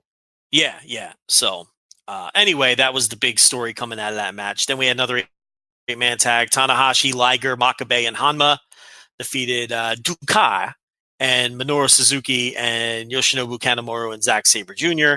I can't believe that little sleazeball worked his way back onto these cards. The good stuff. They even took him off. Right? They even took him off the roster page, and he probably just showed up. And they're like, "All right, whatever. Like, get out there, whatever. Just go. Just get out there." Like, they tried to tell him no, and he just shows up. And like, Dokai back. He's fine. I mean, you stick him in there in these tags, and he eats the pins. Great fodder. Yeah, I love him as yeah. Fodder, so. He's got his dumb fucking pole thing that he hits people with. And I don't know. We had Goto, Okada, and Rocky Romero this time on the winning side against Bushi, Sanada, and Shingo, and then Evil and Naito defeated Jay White and Yujiro this time around instead of Chase Owens like it was on the prior night. So we get into the business end where we have what I thought was the best match of the entire tour so far, which was Bullet Club, Phantasmo, and Taiji Ishimori successfully defending the IWGP Junior Tag Team titles against Robbie Eagles and Will Ospreay, collectively known as Birds of Prey. Rich, do you like the name? I love Birds it. Of Prey? Love it. Love the Birds of Prey name. Love the Birds of Prey. Love the Birds of Prey. Look, this was fucking rocked. This was awesome. Eagles and Ospreay have ridiculous chemistry together. I thought Phantasmo looked good here. Look, if you don't like Phantasmo because you think he's like an asshole, fine. But if you're still saying that this guy's not a good wrestler, I genuinely don't know what or who you're watching. Like, he's very clearly talented and very good. And he was very good here. I mean, the one springboard dive that he did over the guardrail to the floor, and all of his shit looks good. He wrestles with to his gimmick, which is always important to me. He incorporates the fact that he's a sleazeball piece of shit into his work, which is important. And he does that well. Taiji Ishimori, of course, is a seasoned pro who's always going to give you a good performance at minimum. And Eagles and Ospreay, if they were a full-time tag team, they would develop into one of the best tag teams in the world. They are so good together. And Robbie Eagles looked so great here. I mean, he was just on his game in this match. Will is Will, and he's always great. And this motherfucker, Will Ospreay, is gonna fuck around and fucking get votes for tag team of the year before he is. He's gonna find a way to win literally every award. Yeah, if these assholes keep teaming together. I know. Yeah, I mean, this is a great team with great chemistry, and I thought this was a great match. I thought it was the best match of the tour. What did you think of this? I loved it. I loved it too. And I had the same thing of like these guys, get in the ring and they're just every spot they do is so coordinated and so in like a good way. Because I know people are probably like, "Yeah, Will Ospreay is always coordinated." Like people that actually watch the match know what I mean. Where like they, all right, then you know what? Go watch somebody throw on fucking headlocks for 18 minutes. All right, you're listening to the wrong show then. Right. Exactly. Okay, then go watch that. I got a great Tim Thatcher Manila Man match I'm going to talk about in a few minutes that I'm sure you'll fucking love if you want to watch guys fucking throw on holds and put you to sleep. Okay, so I don't even want to hear it. But no, like so somebody would go to the outside and they'd point at each other like super like uber like 80s baby faces and then both go do like a dive into the outside, but they'd land at the same time. They would do the same, like this stuff like you're saying, this uncanny like ability to just kind of click right out of the gates is like, fuck, if these guys take the rest of the year, like you're saying, they might go to the World Tag League too. They might make the World Tag League entertaining. They might actually make me watch the World Tag League. Mitch, I didn't think of that. Why wouldn't you put Will Ospreay in the World Tag League? He did the fucking New Japan Cup. He did the G1. He did the Super Junior. Put these guys in the World Tag League. Absolutely. Why not? You need teams anyway, right? Holy shit. You put these guys in the World Tag League, I'll tell you what. I'm putting this on tape. Okay? Birds of Prey are in the World Tag League. You know what I'm going to say. Birds of Prey are in the World Tag League. Daily updates behind the paywall. I'll do it. I'll do it if the Birds of Prey are in the tournament. I'll commit to it. They're only one team. Because I want to watch these guys. One team. But no, you're right. No, I understand that's going to be awesome. Yeah. But if they do it, I commit to it. I will do it. Okay? I did the All Japan Junior Tag Battle of Glory. I can do that. That's true. Okay? You did. I guarantee it'll be better than that. Yeah, I don't know. You're still insane for that one, but no, the uncanny energy between those two guys, you just kind of felt it, and they just felt like uber baby faces right out of the gates too, and I really enjoyed that. But no, I love this match. I went 4.25 with this one as well. Probably if I had to choose between the two 4.25 matches that I watched between Tanahashi and Zack Sabre Jr., I'd probably pick this one. I like this one a lot more. It went 23 minutes, but it flew by. And like you said, like there was nobody that was a weak link in this match whatsoever. Like Ishimori was exactly what you expect Taiji Ishimori to be. Robbie Eagles and Will Ospreay were incredible, and their double team moves were awesome. And then Phantasmo, he really surprised me in this match. I thought this was one of his best performances he had in New Japan. And like you said, there's people that sort of have this narrative that he's not a good wrestler and yada yada yada whatever. I don't really buy into those. But this, I thought, was like singularly one of his best performances he's had in New Japan. I thought he was able to perfectly integrate his kind of troll character while also doing the big moves that he needed to as well, and hitting every single move and just looking like $1 million too. So I thought those guys, Phantasmo and Taiji Ishimori, had awesome chemistry, and I thought Robbie Eagles and Will Ospreay had tremendous chemistry. And I was shocked that I didn't hear more about this. Like I just got just caught up on these Destruction shows a few days ago. And this match, I watched it and I'm like, what the fuck? Like I didn't hear anybody talk about this one. Maybe I just did a good job of sort of avoiding spoilers or whatnot, but I was stunned that I didn't see more people say this match fucking rocked, because this was so good. And yeah, I love this. And Birds of Prey, man, like you said, if they keep this up and they're in the World Tag League and they have another 3-4 months of matches like this, they're going to be in that Tag Team of the Year discussion, and it's going to be insane, but they're going to deserve it because they're really, really good. I'm excited to see that. I think there's probably big picture better uses for Will Ospreay, but if maybe you're trying to keep him on the down low for a little bit while other stuff kind of happens, I think it's a great way to do it, where he's not fucking around with the junior title all that much, and he's not messing around with singles matches and whatnot, where you can kind of get him in something that feels a little bit more important, because this does really feel important, this Robbie Eagles Will Ospreay thing right now, and you kind of keep him out of title pictures and you keep him out of stuff for a little bit until you're kind of ready to maybe move him up to heavyweight, because I really think he's done everything he can with the juniors, but this is maybe a little bit of a different take on what Will Ospreay can do with the juniors. So I like this idea, and I love the Birds of Prey so far. Yeah, I mean, I was being sort of facetious. You can't put him in any kind of Tag Team of the Year discussion now, but if they were to team between now and the end of the year, I mean, because who else is out there? I mean, it's not a great year for tag team wrestling. I thought last year was a far superior year worldwide for tag team wrestling, but I like that. I think they're doing a great job with the juniors as a whole now, because they've integrated all four of these guys sort of into one big feud over both of the titles, right? Because you got Phantasmo and chasing Ospreay for the junior title, and then you got Ospreay and Eagles chasing these guys for the junior tag team title, and it just it's all interconnected, and it's a nice little program to take them through the end of the year with these 4 guys. So I've enjoyed all this entire story, which really started 2 years ago with the first Robbie Eagles Will Ospreay match in Australia, which they've integrated into the New Japan canon. It was part of the pre-show video for this, where they're showing you the footage from Australia of Will handing him the flag off of his tights after the second match with Eagles in Australia, and how that led to him coming into New Japan. And then, he let Will down and joined Bullet Club. And then, he begrudgingly, Robbie Eagles begrudgingly, does the cheating with El Phantasmo, but then finally tires of it. And that whole story that they told through Best of the Super Juniors, where he didn't want to take that win over Will, but he took it.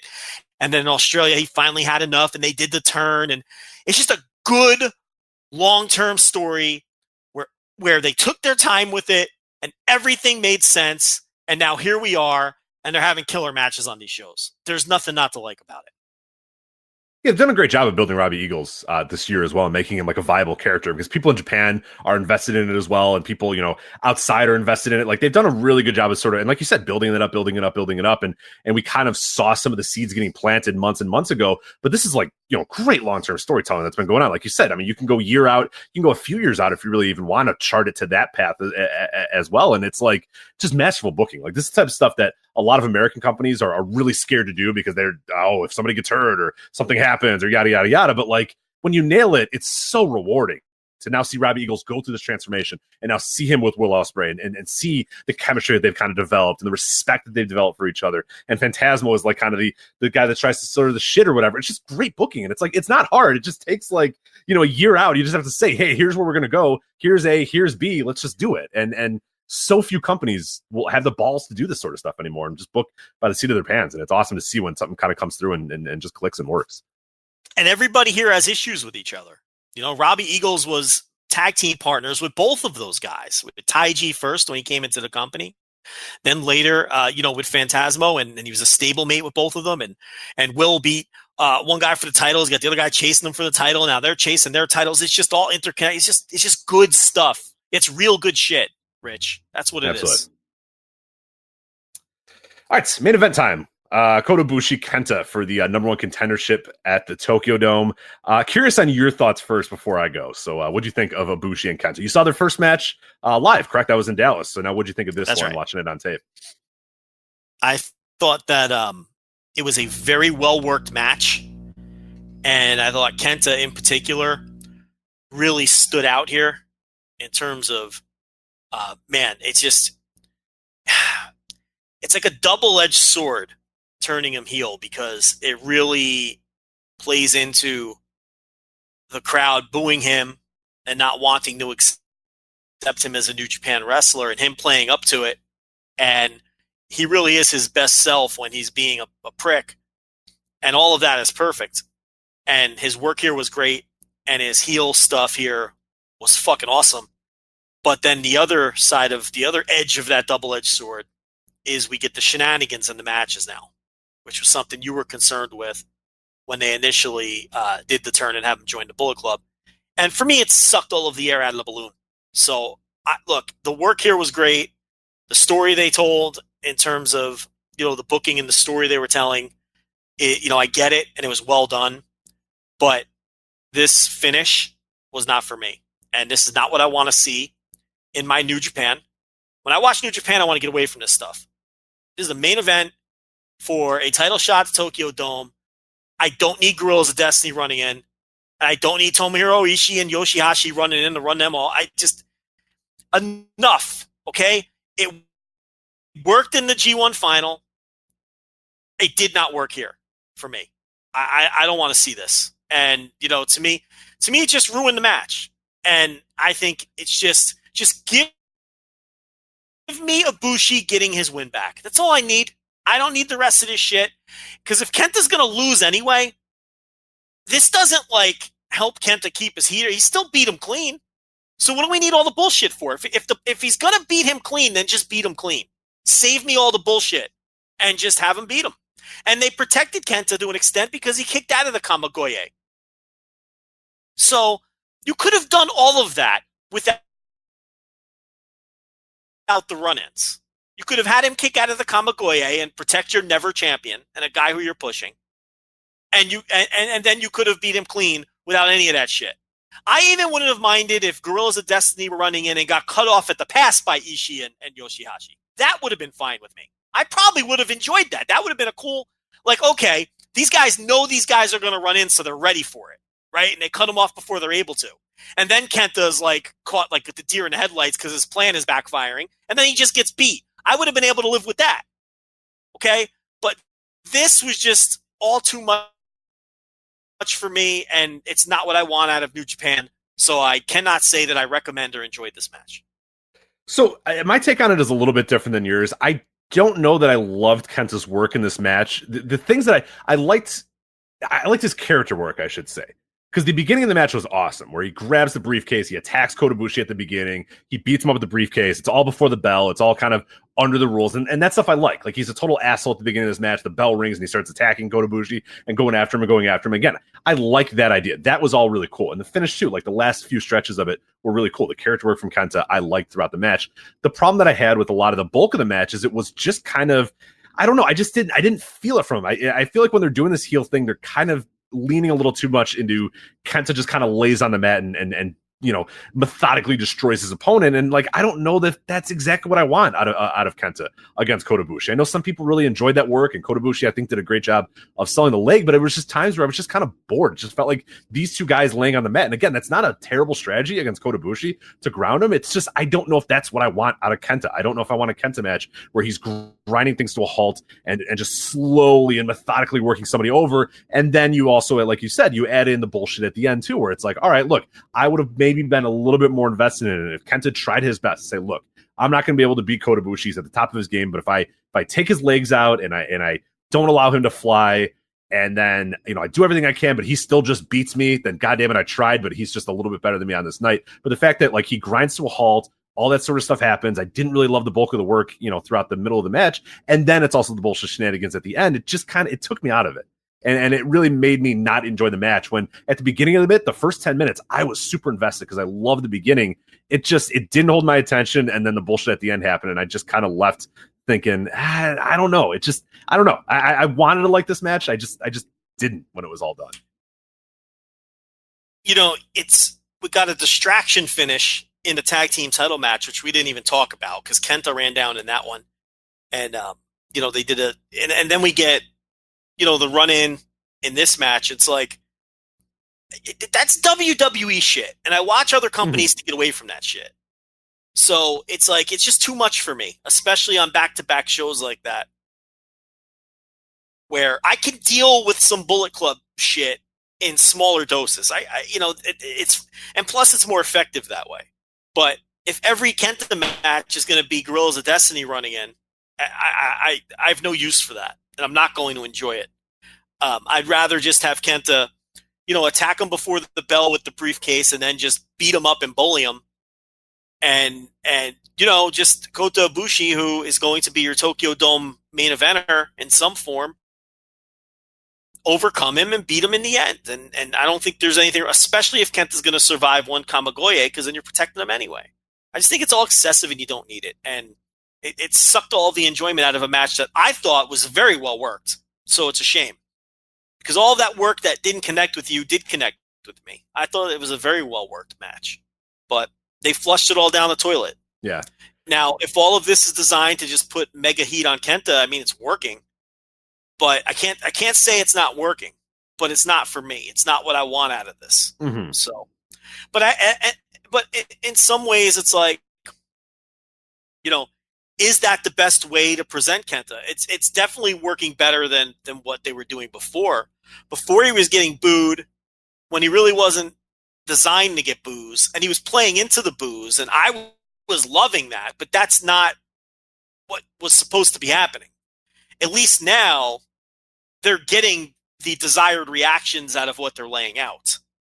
So it's hard for me to rip it from that perspective, but it doesn't mean that I have to like it. Mm-hmm.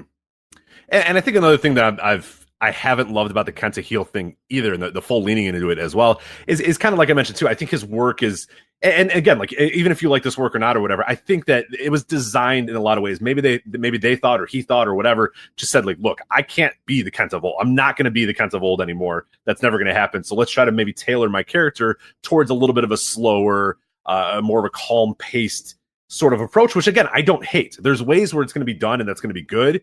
The problem though is when you add in all the interference stuff. So I get it. Like again, it was probably a concerted effort to like, okay, look, like let's we got to do this heel character. The fans aren't taking to you, so we have to sort of adjust. And also, hey, maybe the work is going to have to adjust a little bit. Maybe that's kind of saying, hey, look, I'm a heel, I'll work this way, or it's him saying, hey, my body is telling me I kind of have to work this way. I can't go out there and be throwing bombs all the time. So let's kind of work and match this style, which again is fine. Both of those things are fine. But when it just gets inundated with the bullshit and the interference or whatever, that's just not what I want out of Kenta. The thing that I'm left with after watching this match and watching some of the stuff and watching the interference and whatnot is, you know, Kenta, I think is too good, too talented to be this guy, to be a guy that's just like is a cog in the Bullet Club shenanigans. You know what I mean? And that's where I get really annoyed about it, because it's like he feels to me, and right or wrong or whatever, he feels to me interchangeable at this point, where it's just like the next guy that Bullet Club runs in and helps win matches for. And that's like, Kenta's so much more than that. And his character work is going to rise above that. And we saw it even at the beginning of the match. We saw it when he interferes. We saw it, like, he's a great asshole. He's one of the best assholes ever in pro wrestling. It's just a matter of, to me, it's just, I mean, I'm a guy who was over the Bullet Club shit 4 or 5 years ago. So it's like, I'm not going to get invested in this stuff anymore, but it just especially hurts when it's like, it's dragging down a guy that I really like and I really think can do a lot more without that stuff. He can still be a heel. He can still work methodically. He can still sort of work that character without the interference. But the idea now that he needs these guys and he's just going to be a chicken shit just kind of annoys me. Like you said, it's WWE bullshit, and I hate it. It's not. See, that's the thing. It's not even like he's a chicken shit. It's just like, it's almost a prerequisite that his buddies have to. But they just come in like they didn't need to come in this match. And that's what annoyed me too. It's like he kind of had this under control. Like, yeah, Kota Ibushi's come back or whatever, but they just came in because they come in. And that stuff, it's just, yeah, like you said, it's a requirement. You got to check a box. All right, it's a Bullet Club guy, so let's all run in and do a distraction or whatever. And sometimes it'll lead to the finish, and sometimes it'll backfire and it'll lead to the finish again. But like, we're gonna make it matter here. And it's just, yeah, he doesn't need that. It's just, it doesn't work. I like the idea of Kenta being in the Bullet Club, but being adjacent to the Bullet Club, where he does his own shit. The guys are there, and when he really, really desperately needs it, maybe they help him.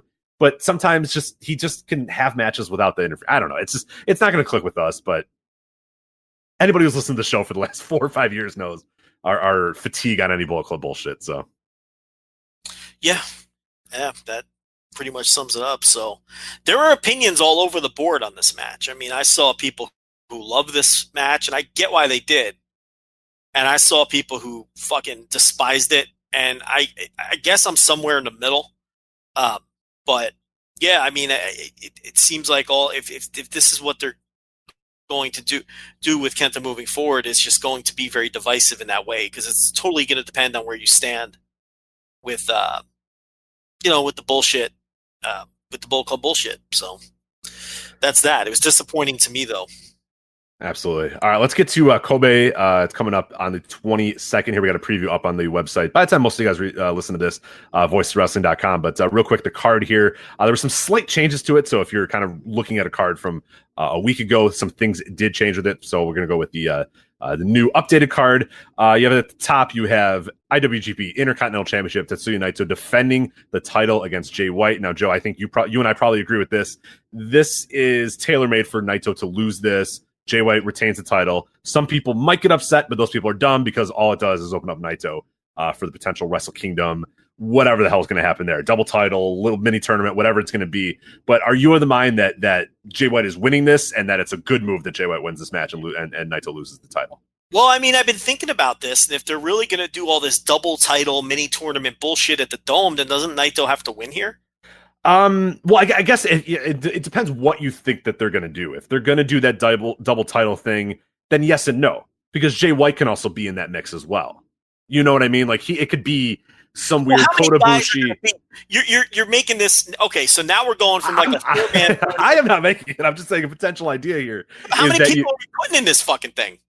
I mean, we got Zack Sabre Jr. saying he's going to win both titles. We've got Kota Ibushi. Oh, I forgot he said that. Well, he needs to shut up because no, I'm not involving him in mine. Mine is Jay White, Naito, Ibushi, and Okada. I don't want to do this. For the record, I don't want to do a mini tournament. I don't want to do a 2-day double title thing. I'm just saying if they do that, no, Zack Sabre Jr., buzz off, man. You're not involved in this. I'm doing Jay White, Naito, and Okada, Ibushi. But you're kind of right in that sense where that if it is that double title, then Naito can come in as IC champion. But some people have sort of said if they don't do this sort of, I don't know. There's a lot of moving parts here. There's a lot of ways that can kind of go, and some people feel that if Naito loses, that opens him up for whatever it's going to be, and then others, like you're saying, where if he has the title, that keeps it alive. So I don't know what to believe at this point, really.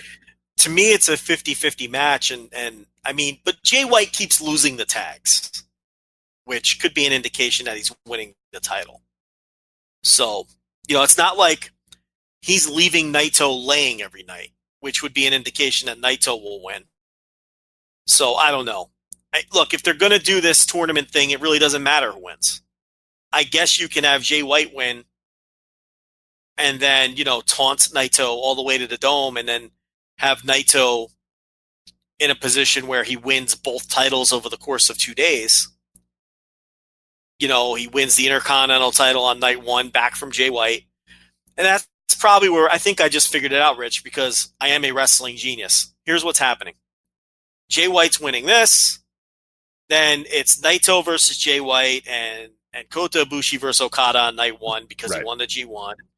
Naito wins the Intercontinental title back on night 1, and then he beats Okada on night 2 because it's harder to fill that second night, and that's the money match that they've been saving. Mm-hmm. So that's kind of the scenario that I sort of laid out as well. The Zach thing throws an entire wrench. I don't know what the fuck. Now get him out of here. Here's what's risky about it, though. Okay, here's what's risky. People don't know what's going to be on night 2 until the conclusion of night 1. Right. And then if you do Okada versus Naito on night 2, you're doing your most protected and, in theory, your best drawing match on a 1-day build. Is that smart? Or do you just have Ibushi beat Okada night 1 and then do Ibushi and Naito on night 2? You know what I mean? And then save Okada Naito for something else down the line. Maybe the next year's Dome. So there's an argument that you don't want to do Okada and Naito on what's like an 18-hour build, right? Right, exactly. And you don't want to hint at it too much either. It'd be like, hey, what could happen on night 2? Give it away. Yeah, what would be a really interesting scenario is if these guys fought each other. So yeah, there's weird ways to go about it, weird ways to approach it. I don't know. You're right. It is strange, and it would kind of, to me, I think, and Naito fans listening can kind of chime in as well. I feel like they would feel semi disappointed if Naito beats Ibushi to win that. You know what I mean? Like they want that scalp of Okada, but that's something you can do down the line if you really want to do. But it's strange. But he's been feuding with Ibushi all year, so exactly. That makes sense. Right. No, it makes sense story wise. They just want that fucking scalp. Do you hold the scalp up till next year where Okada goes what I mean? And you could do that. Yeah. I'm still the only person on earth who thinks he's getting that, though. I think he's beating Okada in that Dome at some point, either this year or the year after. I'm fully confident in that. I kind of like the idea. Go ahead. Sorry. Because you don't save it this long if you're not going to do it.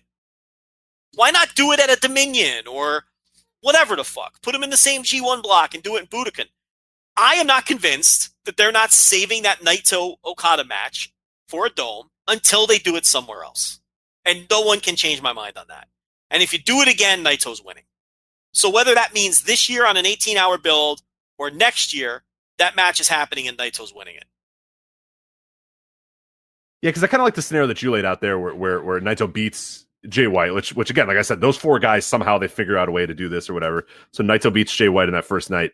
And then I like the idea of him beating Ibushi, kind of putting that to his side. Ibushi, is in that main event. And that's one that, again, is not a super protected match. They've done it a few times. It's still going to draw, and there's going to be some extra people that might walk up and see it. But like you said, it's not that you're not giving away Okada and Naito, on that small of a build. You're just not. There's no way that you're going to do that. And then maybe next year it's Okada challenging Naito or whatever. Naito has a year-long title reign or whatever scenario you want to do it. But there's just, I like that there's moving parts though. I like this idea. I don't love the idea of the double main event, 2 titles, all that sort of bullshit or whatever. But the idea is that now it throws a little bit of a wrench in this where we can't definitively say, okay, at this point right now, we know what the main event is going to be. There's a few different ways it can go. So that part of it is interesting, but I don't know. I'm kind of on the fence of exactly how to do it. But the scenario you laid out is probably the one that I have in my head.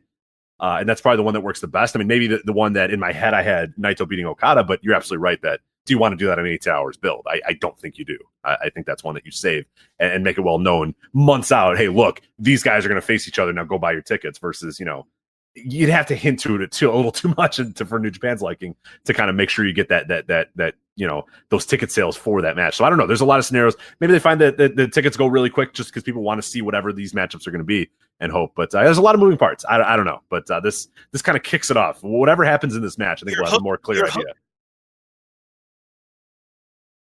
Your hook for night 2, if they do this, is that you're going to see an undisputed champion crowned. Right. That's the hook.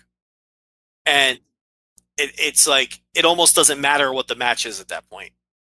Right? It's kind of like a G1 final, right? It doesn't matter what the match is. Right. Ahead of time, hey, here are the big 4 stars, the biggest guys we have, and you're going to see matchups between these guys. So whatever. Maybe you don't get the match you want, but you're going to get good stuff.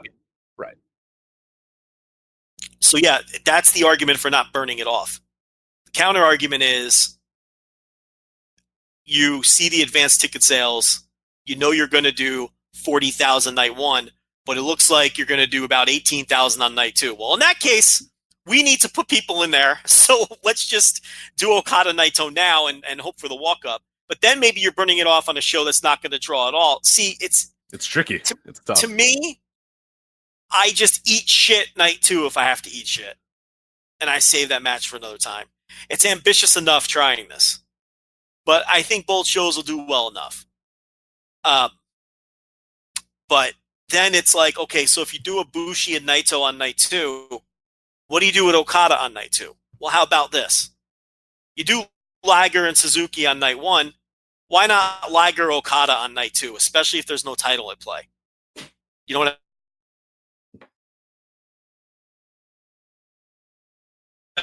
Company and the best IWGP champion of all time and all that pomp and circumstance bullshit. How about that? Yeah, no, it's a pretty good scenario as well. I'm looking really quickly here at the days. So it's Saturday and Sunday. So Saturday is the 4th and Sunday is the 5th. So if you do need to sort of hope that people, aggressively walk up, you're on good days to do that too with the Saturday and the Sunday. But Sunday is going to be, if I was trying to see if the 5th was on that Saturday, because then I would say, okay, look, you can definitely, I think, in short notice, if you need a bunch of people to go to that show, say, hey, look, it's Okada and Naito, get over here right now. It's a Saturday, you're not doing anything anyway.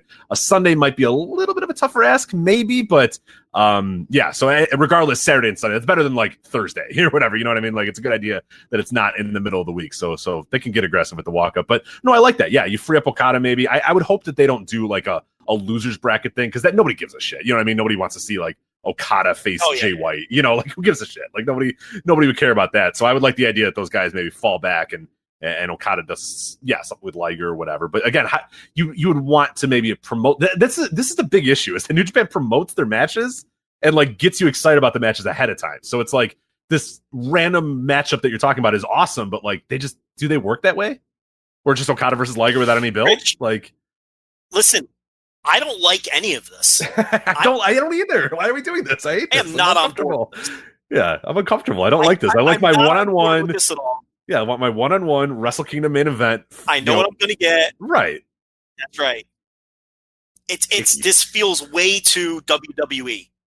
Doing a tournament over 2 days, and this is fucking Chris Jericho beating The Rock and Steve Austin, which is fine for that company. I don't like it here. I don't like it. This isn't how they do things, and I don't like it. But I get it if they feel like that's a hook that they need to fill this building 2 days in a row. I don't know.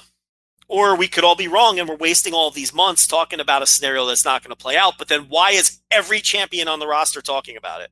Right. No, there's got to be smoke. There's way too much smoke for that. There not to be a fire with this thing. I mean, they're all talking about it. All of them.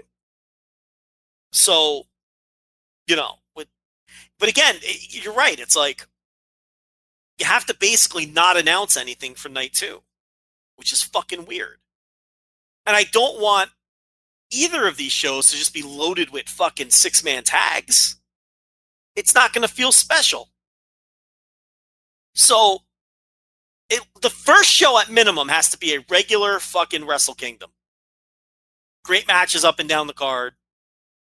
And then I guess on the second show, since you really can't announce anything, maybe you can get away with doing some tags on that one. But again, that does not feel special at all for a Dome. So I'm not on board with this. No, I would rather just load up both shows and know ahead of time what you're getting on each of them and do it that way. But I don't know. Looks like we're getting torn. Yeah, Harold, he really should have talked to us before he did this 2-day thing and this, telling everybody to talk about this thing. He really should have consulted us because we're not on board with it whatsoever. But over the last 7 years, our consultations have been nothing but successful. Yeah, I don't know why he would deviate from this. So I don't know. Why would you not listen to us now? It doesn't make any sense. But maybe he'll change things. Maybe we'll cancel that second night after listening to this. Hopefully he does. NewJapanMecca.com. Anyway, other matches on this Kobe show. We have Hiroki Goto and Shingo Takagi, which I am all fucking here for. That sounds incredible. Robbie Eagles, Kota Ibushi, and Okada. Oh, sorry. Go ahead. Why not have a match? Why not have a match where these two guys just beat the living shit out of each other? I'm all about it. What a pleasant surprise to just give us that. And why? What's the point? Nobody knows. The point is just these two men are just going to go into that ring and beat the living shit out of each other. Yeah, it's just guys kicking the shit out of each other. Just guys taking heads off. That's all we're here for, and I'm fine with that. So that works. Other matches, I said, Robbie Eagles, Kota Ibushi, and Okada versus Bushi, Evil, and Sonata. Shoyo, Will Ospreay, Yoshihashi, and Tomohiro Ishii versus Phantasmo, Ishimori, Tama Tonga, Tangaloa, and Kenta. Rocky Romero, Tiger Mask. Okay, so that match, very quick. That match they changed. Originally, Roppongi 3K were not on the opposite side of Guerrillas of Destiny. After the angle, on the previous show, then they changed the card around and made sure that they were on opposite sides. So they are definitely going to have a match at some point. Other matches as well as, like I was saying, Rocky Romero, Tiger Mask, Tanahashi, and Liger versus Dookie, Kanemaru, Zack Sabre Jr., Minoru Suzuki. Also, Togi Makabe, Hanma, and Toa Hinare versus Chase Owens, Yujiro Takahashi, and Bad Luck Fale. We got 2 Young Lion Cup matches again. We have Umino versus Carl Fredericks, and then Ren Narita versus Clark Connors. And then your Young Lion Cup leftovers match here. You got Uemura, Tsuji, Nagata versus Michael Richards, Alex Coughlin, and Manabu Nakanishi. So that's the Kobe show. I guess on paper it has the potential to be probably better than those other 2 shows. I mean, the top 2 matches should both be pretty good. The semi-main event, or the 6-man tag with Eagles, Bushi, and Okada should be pretty fun as well. But yeah, I have high hopes for Kobe, and hopefully it is better than the other 2. Not that the other 2 were bad per se. I mean, Beppu was bad, Kagoshima was okay, but Kobe, I have some pretty high hopes for with those top 2 matches. So we'll see. Yeah, I mean, a lot of people just skip out on Destruction because they're usually not good shows. They're split into 3, so you're really spreading things thin. I don't know. There's a lot of filler on that show. But they put Evil opposite of Bushi too now. That was another change. Because he's going to be the next briefcase challenger. So there's that too. But yeah, I don't know. I don't have real high hopes for it, but I hope the top stuff is real good. Yeah, there's a good chance I maybe just watch the top 2 matches again, because that's been the best way to, I think, go about this Destruction tour, unfortunately. But we'll see how it goes with Destruction and Kobe. Like I said, preview up on the website right now, voiceswrestling.com as well, if you want to read a written preview, getting a little bit more of an idea of what's going on with that show. All right, Joe, it is time to get to America, and we got to talk about WWE Clash of Champions 2019. Joe, I did not watch the hashtag WWE cock. Did you happen to watch the hashtag WWE cock, though? You didn't watch the cock? I did not watch the cock, unfortunately. How do you have a hashtag that says cock? I cannot believe I can't believe that nobody said, guys, maybe go with, maybe throw a T in there, maybe go with WWE Clash, maybe just say Clash Kickoff, like maybe don't go with WWE COC Kickoff, aka WWE COCK. I cannot. No, it was COC. It was COCK. It was Clash of Champions Kickoff. Yes. For the kickoff. But was that the official hashtag? I don't know if it was for sure, but I saw a lot of people. I saw a lot of people bringing it up. Yeah, everybody used Everyone it, so I don't know if it was the official one or not. But was it just fans kind of going into business for themselves and then it took off? You see what I'm saying? Oh, I see. Okay. Well, I wasn't there live while it was happening. I just remember when I popped in, I was 1,000 WWE cock tweets, but that might have just been our circle that was doing it. Yeah, maybe, hopefully not the official one that they did, but we'll see. I mean, we're not going to see, but I hope someone chose that. I hope someone chose the hashtag cock. How does that slip through though? Like someone's got to put. Yeah. Okay. So what I'm looking at, it does not look like indeed that it was. They just used WWE Clash. They did not use WWE cock, but it gained some steam though. It did. Yeah, like half of our. A lot of people used. Sorry, we're having. And by the way, if you're wondering why Joe and I our connections have been shit this entire night, so that's why we're talking over each other sometimes here. So we're trying our best, but we have to kind of predict when the other one is done talking. Really? When they're done talking. Oh, it's been for me. I don't know. Maybe you're on the right timeline, but I'm off. But something's been a little clunky. Is this why like you've been delayed? Like I talk and then you wait like 4 seconds. No, you're doing the same thing. You're delaying. So I think we're on like literally like a 4-second delay between you and I, because I'm delaying, you're delaying. Sometimes I talk over you, sometimes you talk over me. So I don't know how it's going to sound in the recording. Hopefully it sounds okay to most people, but it has been an adventure for sure. So get that goddamn new laptop. Maybe that's the problem. But so this is like when ESPN has a guest via satellite and they ask a question, and then the person doesn't talk for like 8 seconds. Yeah, and they assume like the person at the desk assumes that they maybe didn't hear or that it's not working, so they go to be like, oh, I think we're having some difficulties, and then they start talking right as they're saying that, like, yeah, there's a lot of going on at training camp here. Like, it just has that like weird little thing. That's kind of what this entire show's been. So hopefully it comes across a little bit better to most other people. We're kind of perfectionists, so maybe it doesn't matter to most people. But anyway, WWE cock here. We had Drew Gulak, Humberto Carrillo, and Lince Dorado. You didn't watch any of the cock though, right? So why are we even talking? I didn't watch the cock. So what are we doing? Just blow through the cock. Blow the cock. What I will blow the cock, Joe. One thing that is interesting though, a match that you and I thought had the potential to be match of the night. AJ Styles and Cedric Alexander for the US title went 4 minutes and 55 seconds and was on the cock. And AJ Styles definitively beat Cedric Alexander on the cock. What? Dinner time in the 4.5 hours. In under 5 minutes. And then, Cedric loses on TV all the time. And people are rightfully saying that he's just getting fucking buried. And then you have, of course, the defenders of this for some reason say, yeah, well, Cedric's obviously going to win the title at some point. Which, yeah, you're probably right. But he's not going to get over because he's just getting his ass kicked on his way to winning the title at some point. But he's adjacent to stars. He's adjacent to stars, though, Joe. Like, you get over by getting your ass kicked by stars. Like, except you don't, because you don't.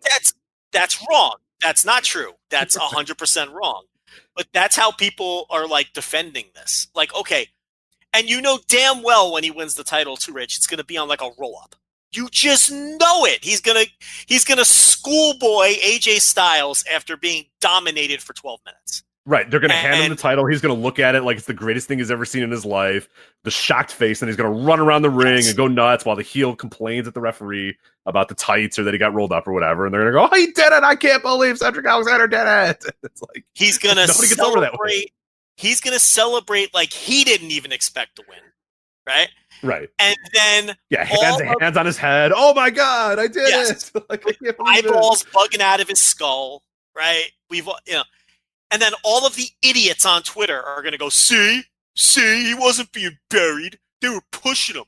He's the United States champion. Because all of those people don't understand anything about professional wrestling. And that's exactly how all this is going to play out. And I want to preemptively tell all of you that you're stupid and you're wrong. How about that? Yeah. But Paul How about really that, likes right? them. Tell the listeners are stupid. How you like that? Yeah. But see, I don't think our listeners are stupid. No, they're smart people. They agree with us. Most of them are agreeing with us right now. They're going, you're absolutely right. This is a man who was the masked janitor who got his ass kicked and acted like he was smart. Right. And now AJ Styles just beats the shit out of him every time they get in the ring together. And that is in no way not a push. That's not a push. Okay, it's not a push. It's closer to a burial than a push. Absolutely. So, and this is not good. And he's going to win the title exactly the way we're saying he's going to won the title. You can fucking mark it down. Anyway, let's talk about matches we did watch. How about that? Let's go with that. All right, so we start off here. The official Clash of Champions kicks off with a tag team title match here. The Raw Tag Team titles is Robert Roode against Dolph Ziggler, Seth Rollins, and Braun Strowman. So Robert Roode and Dolph Ziggler defeat Seth Rollins and Braun Strowman to win the titles. The finish here was masterful, Joe. Braun Strowman shoulder blocked Robert Roode into Seth Rollins, which Robert Roode then didn't have any ill effects from, but he was able to then hit his finisher and pin Seth Rollins because Seth Rollins got apparently more of the shoulder as it coursed through Robert Roode's body. I don't really know. But anyway, the way it ended up is that Robert Roode hit his finisher and pinned Seth Rollins, the Universal Champion, in the middle of the ring. So, yeah, the Universal Champion loses his other title in the opener of the pay-per-view after the finish that you just awkwardly described, because there's no non-awkward way to describe it. Am I right? Like, that's exactly what happened. Robert Roode is in the middle of the ring. Yes. Seth Rollins is to his other shoulder. Braun Strowman, for the 18th time in the match, does a shoulder block to somebody. Robert Roode bumps into Seth Rollins. Somehow Roode, it feels no ill effects from this, and just picks up Seth Rollins, hits his finish, and pins him. And that's the finish. Yeah. And then Braun. And then, so basically they used the tag team titles to just advance the Braun-Seth storyline, which they were going to then blow off 2.5 hours later anyway, when Seth beat him. So, you know, I don't like Seth, or I don't like my champion taking pins in matches like this to begin with. Especially for Robert Roode. Robert fucking Roode. I mean, Jesus. But they did this to them. People are going to say, oh, well, they booked themselves into a corner. Don't book it. Yeah. Why book a You match don't when have you to have do to that. be the champion? Okay? Like, or just fucking, here's an idea. How about they just beat Robert Roode and Dolph Ziggler? And you just, if you have to build tension between the two throughout the match, just have them like fucking, you know, be awkward with their fucking tags or do something else. Why are you beating your champion? You beat your champion with Robert Roode so Braun Strowman could be in the back with an interview robot girl and say, Seth Rollins is the reason that I'm not the World Tag Team Champion anymore, and he's going to get these hands. You sacrificed your champion for a 10-second interview in the back to add heat to a match which your champion was going to win anyway. Rich, what are we doing here? And then the best part about this, too, is because Robert Roode did get a pin over Seth Rollins, that they decided on Raw that they needed to have Seth Rollins and Robert Roode face off in a match, which makes all sense in the world. And then Robert Roode lost. I think it was by DQ or whatever, but they then had to book themselves. It's like you went through all this trouble, like you said, just to have a promo for 5 seconds. Yes. So Braun could be mad at Seth and say he's going to get these hands. Unbelievable. And then Braun destroys both sets of tag team champions. Yes. It's. Can I go on a rant here for a second? Absolutely, you can. I hate this fucking company. We're one match in, Joe. We have 10 more to go. I'm gonna tell you why. Okay, 10 more to go. We can't be. Are you sure you want to do this now? Yes, I do. We have 10 more matches to go on Clash of Champions. But go ahead. I do. I hate this fucking company. And you know what here's the thing. The wrestling isn't that bad. The wrestling is actually pretty good. I'm going to slightly disagree with you there. I think a few years ago it was. This show was filled with boring bullshit, like slow. I in prior years, I would absolutely agree with you. I think the work has been pretty goddamn mediocre this entire year. So I didn't say the wrestling was great. I didn't say it was awesome or very good, I said it's not that bad. This was an entire show, for the most part, of acceptable 3-star work. Okay? I'd agree Up with and that, down yeah. the card. This is all I'm saying. Like, the wrestling isn't that bad. Like, even matches I expected to be bad were fine. Alexa Bliss and Nikki Cross versus fucking Passion Fire or Fire and Desire. Fire and Desire, called, Joe. okay? Fire and Desire. Yeah. Was a perfectly acceptable 3-star match. And I didn't know what to expect out of that. Right? It's like the wrestling in this company is fine. I just watched SmackDown and Raw before we recorded this show. Okay? Liberal fast forwarding, because you have to. But I watched both of those shows, and the wrestling is fine. But I hate everything else about this company so much that I cannot enjoy it. And watching these 3-hour pay-per-views is like sitting in a dentist chair. I cannot take it anymore. And I don't know what I'm going to do. They're also 4 hours. Joe, I am in 3 hours. And you mentioned this. Yeah, who are you fucking kidding, man? It's after your goddamn day. I am in full, and we're one match in and we've already decided that we don't want to do this anymore.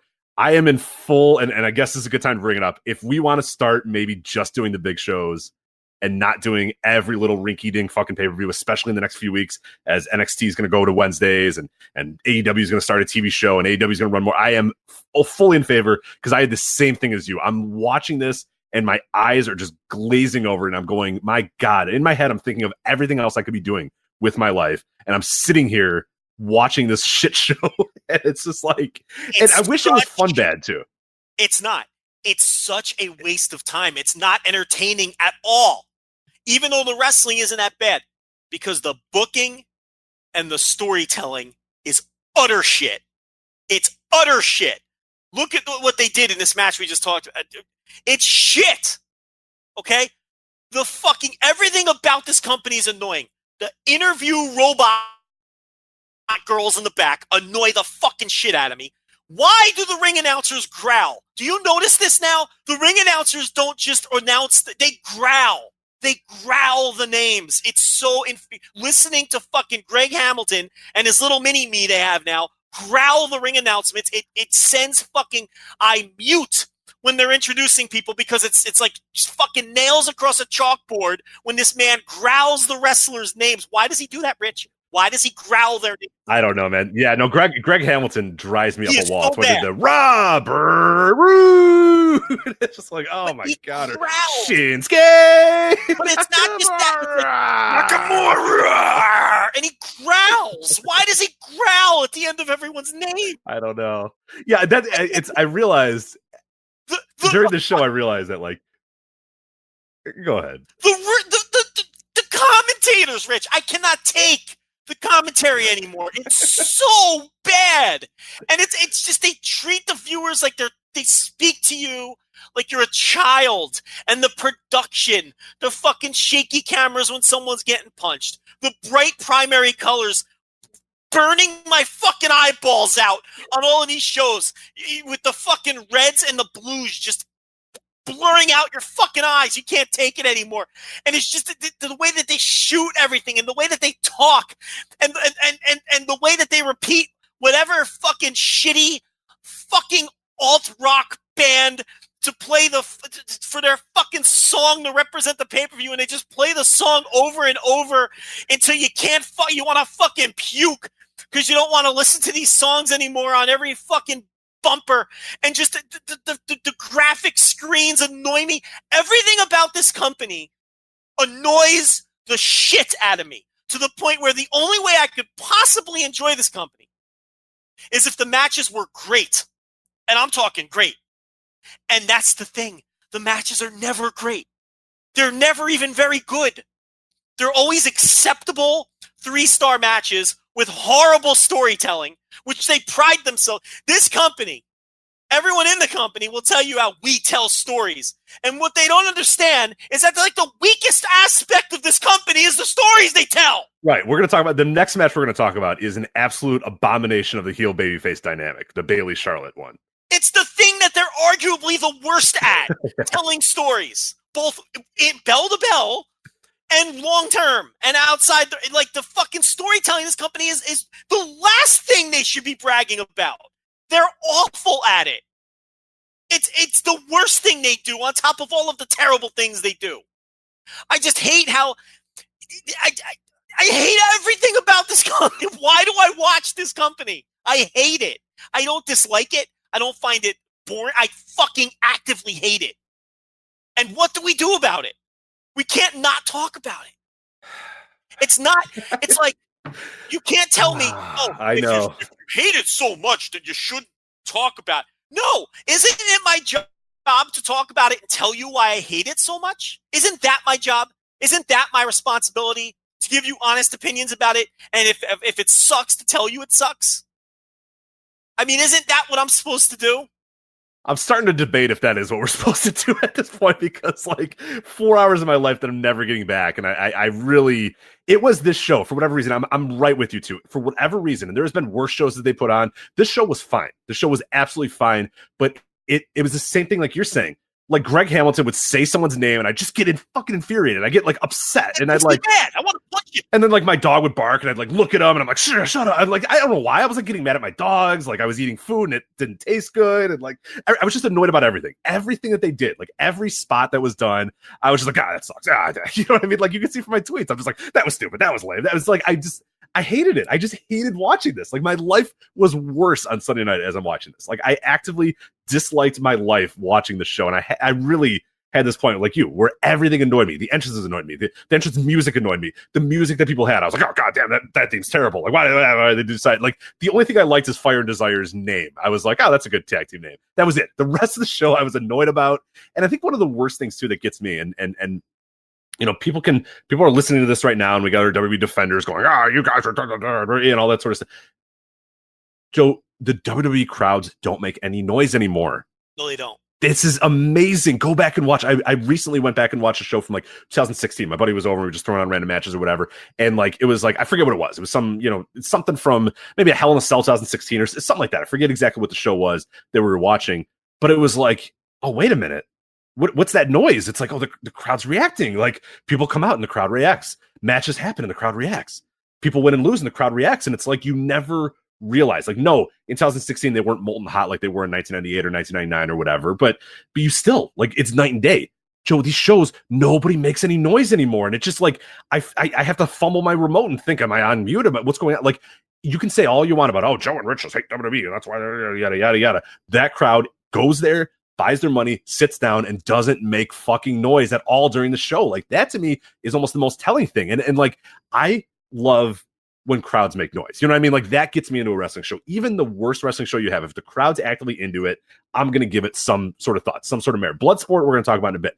I didn't love the show all that much. There were some matches that didn't really deliver for me, but the big spots when the crowd was going nuts and the crowd was excited, I was excited. I was ready to go for that show. The entrances, they were cool with. The finishes, they were all cool with in Bloodsport. You get none of that in WWE. The crowd doesn't make noise anymore. And it's stunning to listen in the middle of a match, in the middle of, let's say, Kofi Kingston versus Randy Orton, 5 minutes into the match, if you want to go with that.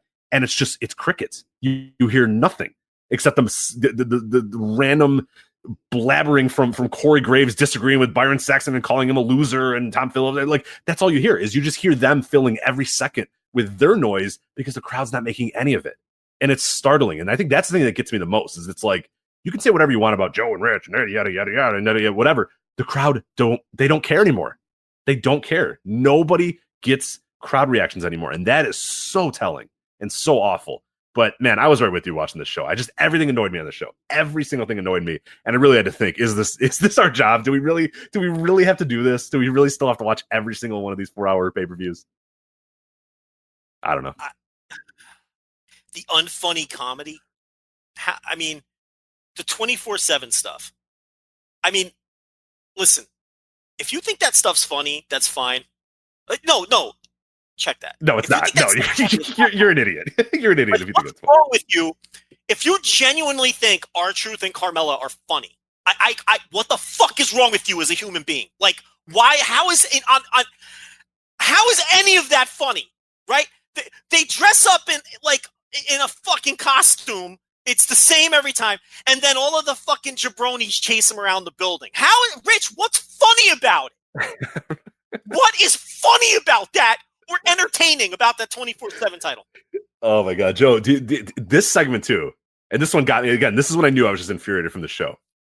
We're jumping ahead a little bit because I think this happened before the Alexa Bliss Nikki Cross match. But so they're backstage, and Alexa Bliss and Nikki Cross are doing their promo with insert robotic WWE backstage interviewer, and the boom mic falls into Alexa Bliss's face, and you're supposed to think, oh, what a gaffe, that boom mic fell in her face or whatever. And then you find out that it's R-Truth and Carmella who are holding the boom mic. Yes. R-Truth then says, oh, don't tell anybody that I'm here, or oh, don't make a big scene, like I'm trying to I'm playing, I'm in costume, I'm in character, whatever. And Alexa Bliss grabs the boom mic and says, "Hey, everybody, R-Truth's back here if you want to get that 24/7 title." Yeah. And then a parade of geeks come running in and go, like, "Thanks, Alexa." And Joe, I lost my goddamn mind because, okay. Because and again, people are going to say, "Oh, it's fun. Just let it go." No, basic logic. No, it's not fun. What's fun about it? It's basic logic is so you have this camera shot with R-Truth clearly visible on said camera shot, right? Basic logic. Basic logic. You said it's basic logic. Do you know what you're talking about here? Did we just unfold the booking of Seth Rollins? And you're going to go, no, it's basic logic, Joe. It's basic logic. No, I'm saying it's opposite of basic logic. It's the opposite because R-Truth is on the camera. So you see R-Truth. So presumably the 24/7 geeks are watching a monitor backstage, right? They're watching a monitor backstage. So they hear Alexa Bliss say, "Hey, everybody, R-Truth is back here." But they didn't need to because they just saw R-Truth and he just talked on camera. So they heard Alexa say, "R-Truth is here." They didn't see R-Truth, apparently.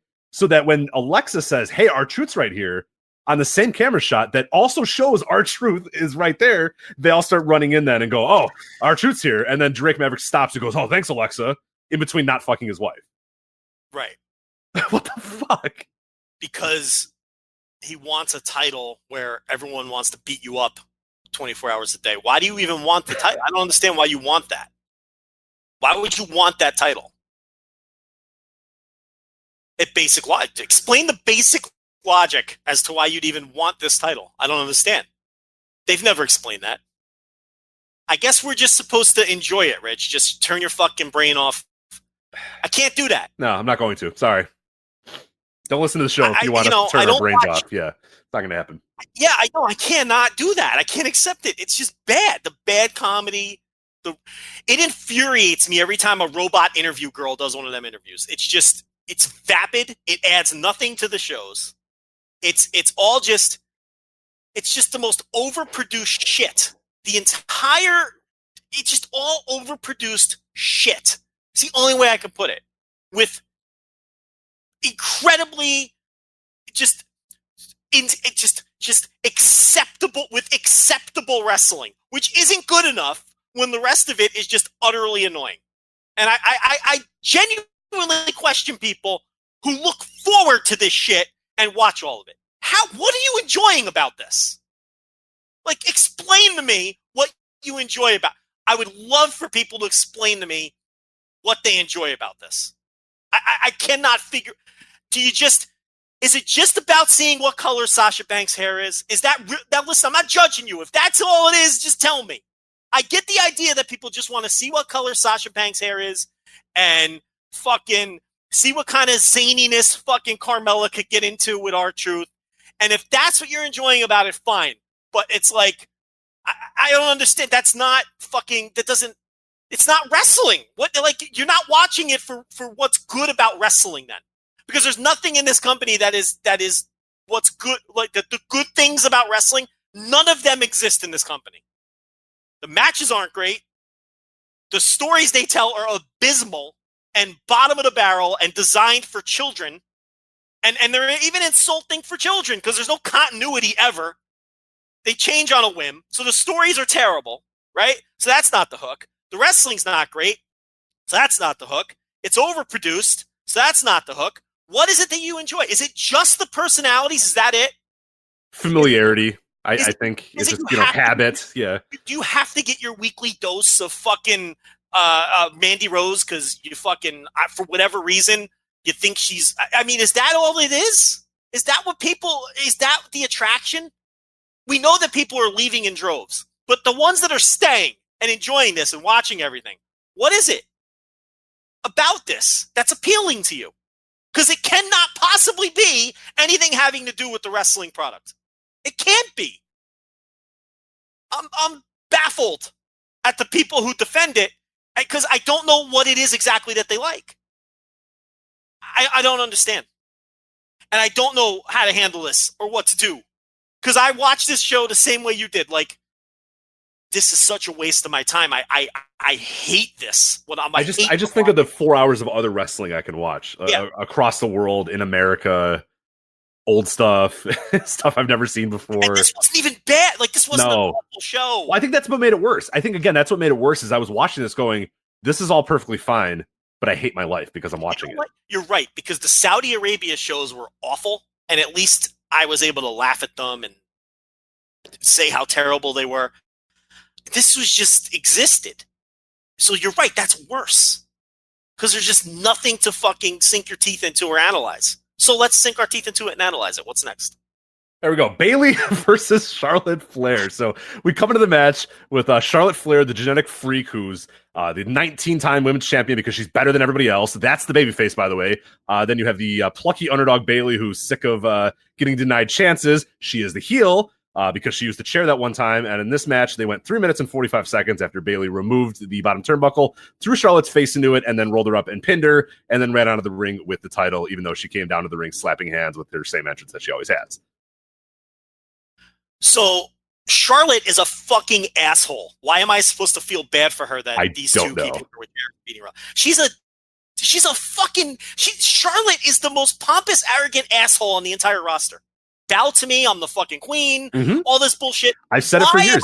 It's prototypical Vince McMahon babyface. He thinks the same thing that Roman. Like, the idea of him of a babyface is somebody who you cannot deny their greatness, and they're genetic freaks, and they're tall, and they're beautiful, and they're blonde, and they got giant boobs, and they're like, that is his ideal is Charlotte. Like, that is the ideal is a woman who is just she's a flair. She's got, her family. She was a great athlete. She was a volleyball player. She's a 19-time world champion.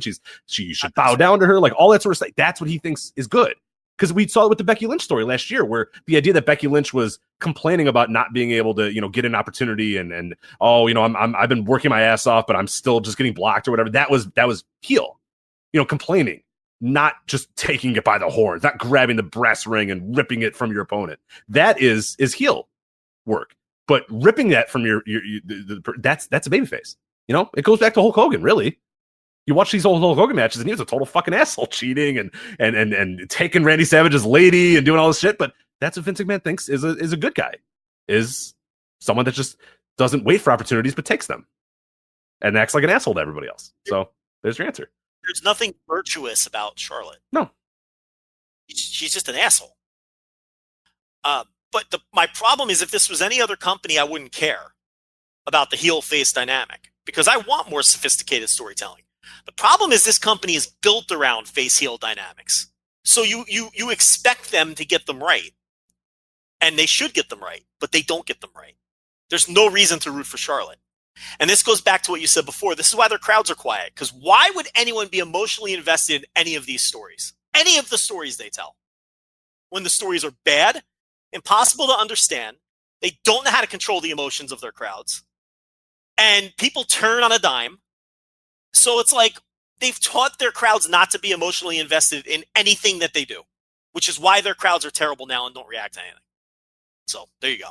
What's next? Yeah, that's that. So move on here. Oh, and one thing too that I disliked about this as well is you talk about the heel face dynamic or whatever. The fact that Bayley spends 4 or 5 years being the good, the baby face and all that sort of stuff, and then she turns heel for a week, and now she's already cheating and running out of the ring and being nefarious and kind of a chicken shit and stuff. And I hate that. It's just like, it's such lowbrow, basic, surface level heel work, instead of just like slowly building to her maybe a little bit slowly deciding, no, I'm going to start maybe using some of these tactics. I don't like that I'm doing it. I'm conflicted. It's just, she turns heel one day, and then the next day she's just throwing people into, exposed turnbuckles and running away with titles or whatever. It's just like, all right, whatever.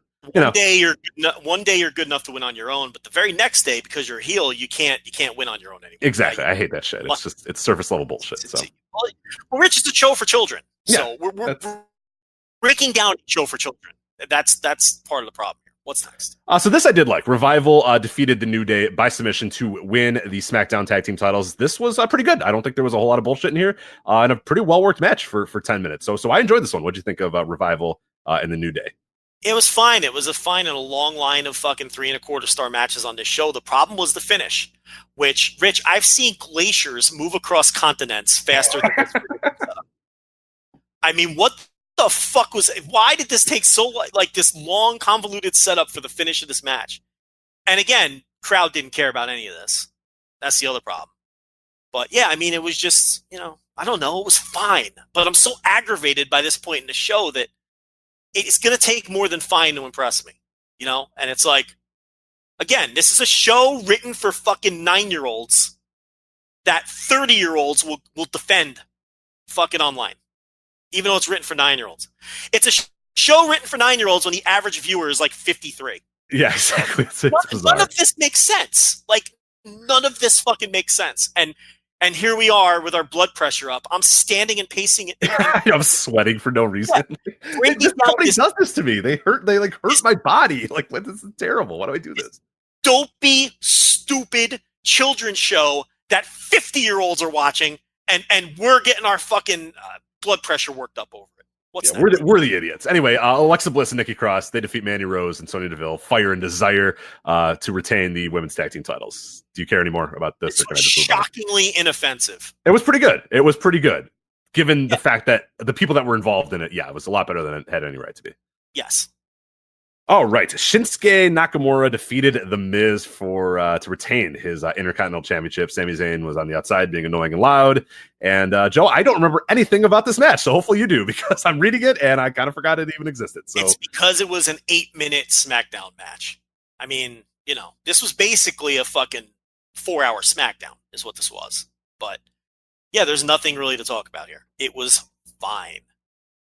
And then a match that may be the most overrated match I've ever seen in real time in my life. Sasha Banks defeats Becky Lynch by disqualification, Raw Women's title, in 20 minutes. Man, I saw people fucking loving this match and talking about the energy in the crowd. And maybe this is just me being jaded, but I just didn't buy it. I just didn't get the vibe that other people got. And then you have the DQ finish was essentially just, it kind of gets thrown out. Like the match just, nobody ever rings a bell. Becky Lynch hits a referee with a chair in the shoulder, the lightest chair shot ever, and then they brawl on the outside for 10 minutes without the referee ever getting up. Then they get back in the ring, and Becky is, I guess, disqualified. The bell never rings. She just walks to the back with the title, and that's it. Yeah, I mean, I thought this was the best match on the show. Because at least it had some intensity, and the crowd was into it, and I don't know. What do you want me to say? I thought it was the best match on the show, though. I'd go like 3.5, and I thought it had intensity and the crowd was. Now I'm just repeating myself. What exactly? Yeah, just move on. This is stupid. We got Bloodsport to talk about. Kofi Kingston, Randy Orton. Exactly what we've been saying forever. Kofi Kingston comes out, gets Joe. The reaction that he got was sad. That New Day music plays, and you have like 8 people being like, "Yeah, Kofi," and it's just like, "Oh my god, this guy is going to eat the biggest F5 on that first episode of SmackDown and get pinned and be right back in the mid card doing tag team title matches." This thing ain't working, and this match did not work either. Oh my god, was this just a never-ending bore fest? This 20-minute match with Orton. Yeah, we've talked about it at length. It's a shame, but this is one of the worst world title reigns that this company's ever seen. Like, of any length. I'm not talking about when someone holds the title for fucking 2 days. But of a substantial, real title reign, this is one of the worst they've ever had. I mean, Kofi Kingston has yet to crack like 2 stars in any of these title defenses.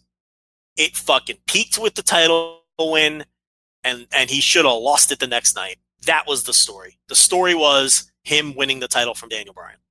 At the end of the day, Kofi Kingston is a mid-card wrestler. That might be hard to hear for some people, but that's what he is. He's a nice little mid-card wrestler. If anything, if we've learned anything from this title reign, is that Kofi ain't it. I mean, the matches are not good. And ratings have just plummeted, almost immediately from the moment he won the title. There's no interest in him. He doesn't even get crowd reactions anymore.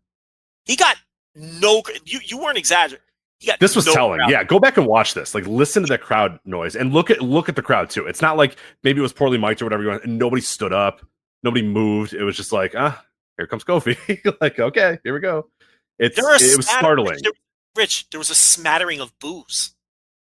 There was a smattering of boos for this man. It has not worked out at all. And like we said last week, it's Fox time. It's big boy time. I mean, they already did the angle. Brock is going to beat him. He's going to beat that guy in 35 seconds with an F5, and that's it. Well, I mean, I don't know if they'll squash him. It wouldn't shock me. They're going to squash him. Are you kidding? It wouldn't shock me. But will they have him be feisty? Possibly. I don't think they should squash him. Brock ain't going in there for 5 minutes, man. Get out of here. He's winning in a minute. I don't think they should squash him. I think Kofi should put up a fight and try to get the crowd into the match, and then Brock, hits the F5 and win. But I don't think they should squash him. I don't think that's the right story.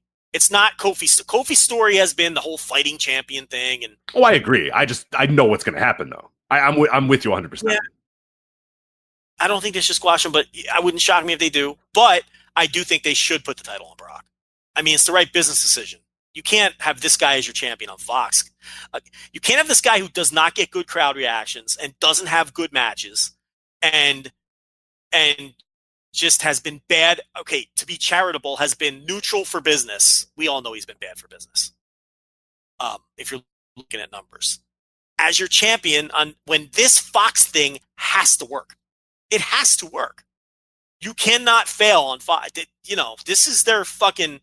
The revenue they're getting from this, it has to work. So you put it on a real star. They gave him a chance. It has not worked out. So I think we all saw this coming, and I don't even think it's the wrong move.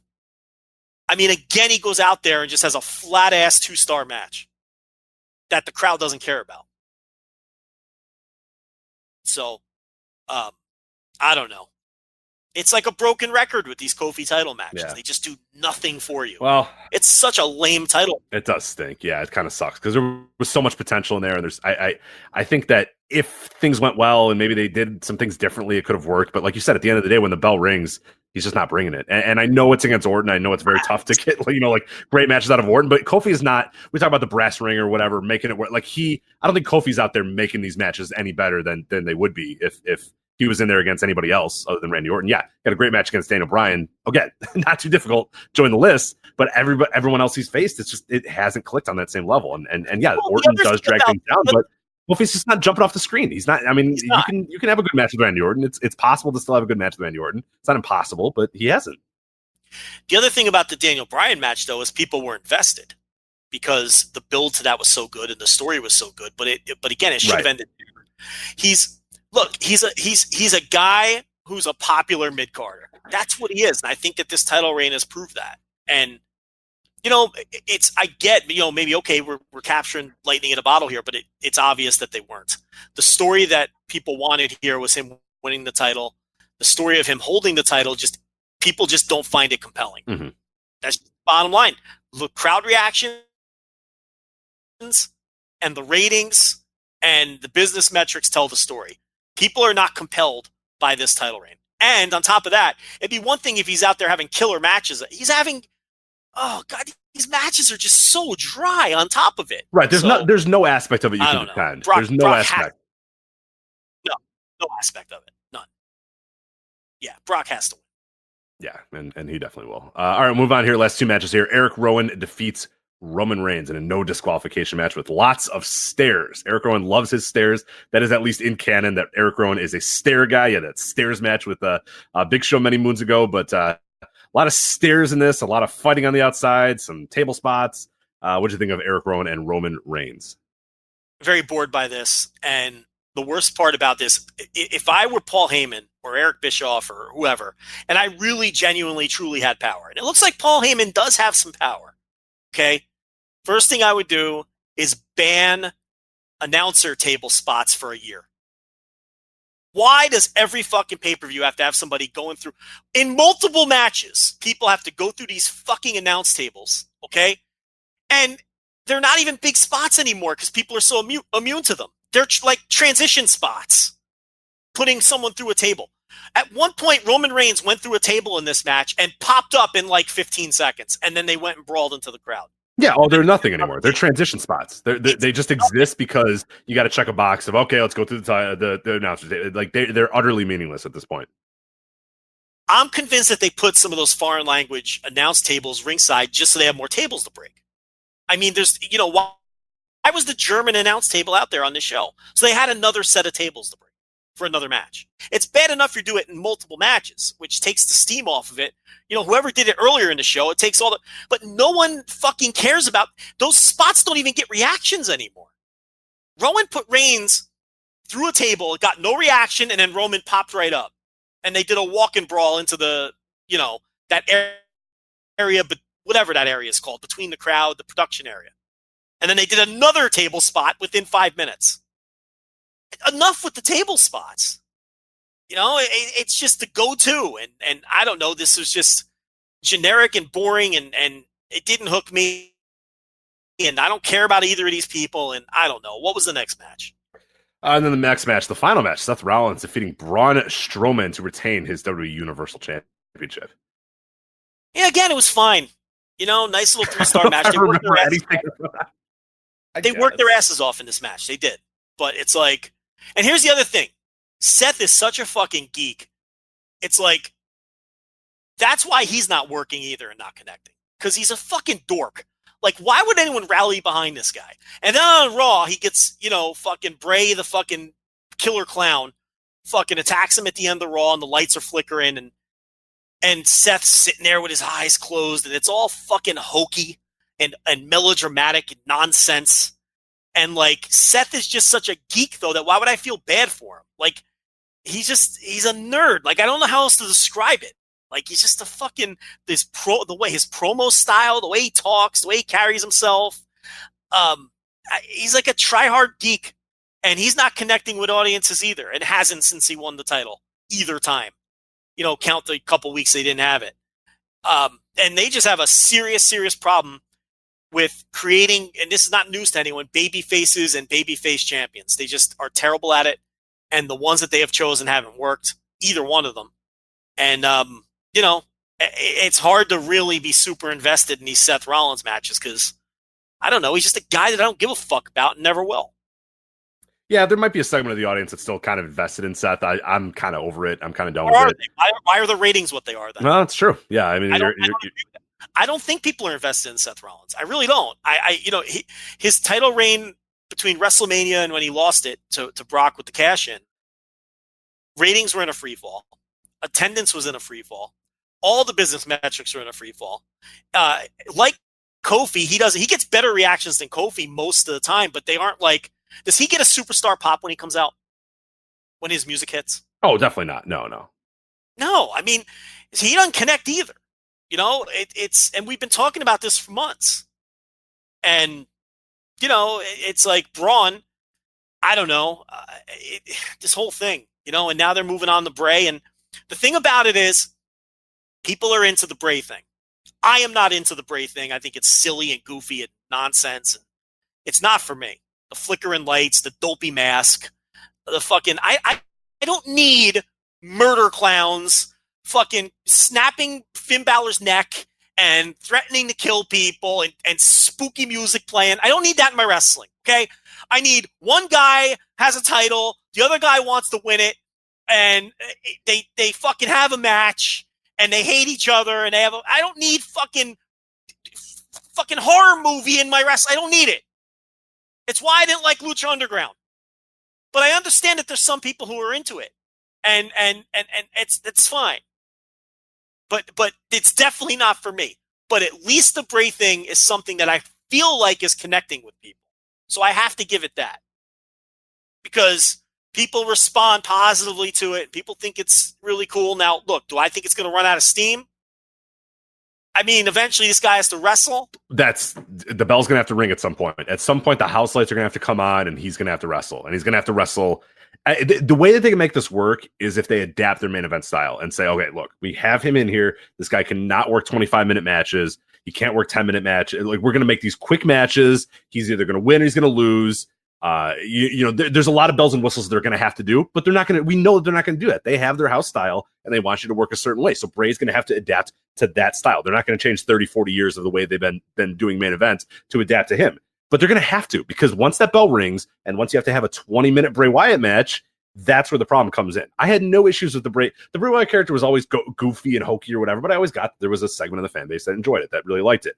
And I'm the same way with this Fiend thing. I get it. Like, fans are invested in it. Fans enjoy it. I like that. That's cool. It's good to have one guy come out and they feel like he's a star and have people react to him. It's awesome to have that. The problem, though, is at some point the bell's going to ring, the house lights are going to come on, the mask is going to have to come off, and he's going to have a 15-minute main event match against Seth Rollins. And how is that going to work? Because what we've seen from Bray in the past, it hasn't worked. It hasn't clicked once those big-time matches have to happen, and they're going to have to happen. And it looks like they're going to happen a lot quicker than we thought. So I don't know. They're going to either adapt their entire style to suit him, or I don't know, maybe he's figured it out, in the time that he's been gone. But I don't think so. So that's the big worry, is that once that bell rings, once that main event kicks off, like, that could derail the whole thing, because he just goes out there and has a mundane 20-minute match, and then what's left of that character after that? And on top of that, no one cares about Seth Rollins. So it's not like people are going to be rallying around this super popular babyface champion. I don't see Seth Rollins as that. I don't think people really give a shit about Seth Rollins. So that's and it's not the Fiend that's going to work these matches. The horror movie villain isn't working these matches. It's Bray Wyatt with the mask off. At the end of the day, it's Bray Wyatt. And we've seen this before. And it's not like I would be way more confident that this will work if it was a legitimate superstar babyface world champion, of which they do not have on this roster. It's not Seth Rollins. It's not Kofi Kingston. It's not Seth. It's because then at least fans would genuinely care about what's going to happen to this babyface. People don't really care about Seth Rollins. I mean, he's not any more popular than some other mid-card babyface on the show. It's just everyone's the same in this company. They don't get anyone over except Brock. It's like he's never there. The best thing is if you never show up, they can't fuck you up. So you just show up once every 3 months, do your 2 moves and bounce, and you're good to go. So it's that's the Fiend too, because he never fucking wrestles. It's the same theory, right? It's the less you're there, then you get over, because they don't fuck you up.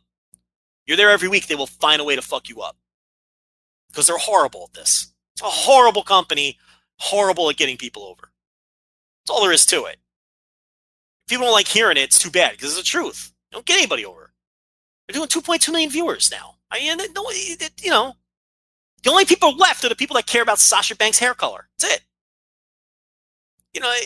It's a horrible company. So yeah, this guy has to wrestle without the dopey mask, without the bells and whistles, without the lights flickering, without the fucking, Firefly Funhouse things, which, again, listen, you like them, I get it, people like it. It never did a thing for me. If that's your idea of high art, then my God. Yeah, geez, things you need to... And I don't want that in my wrestling. I just want wrestling. Can I just have wrestling with compelling characters who are tough, and you want to find out who's tougher?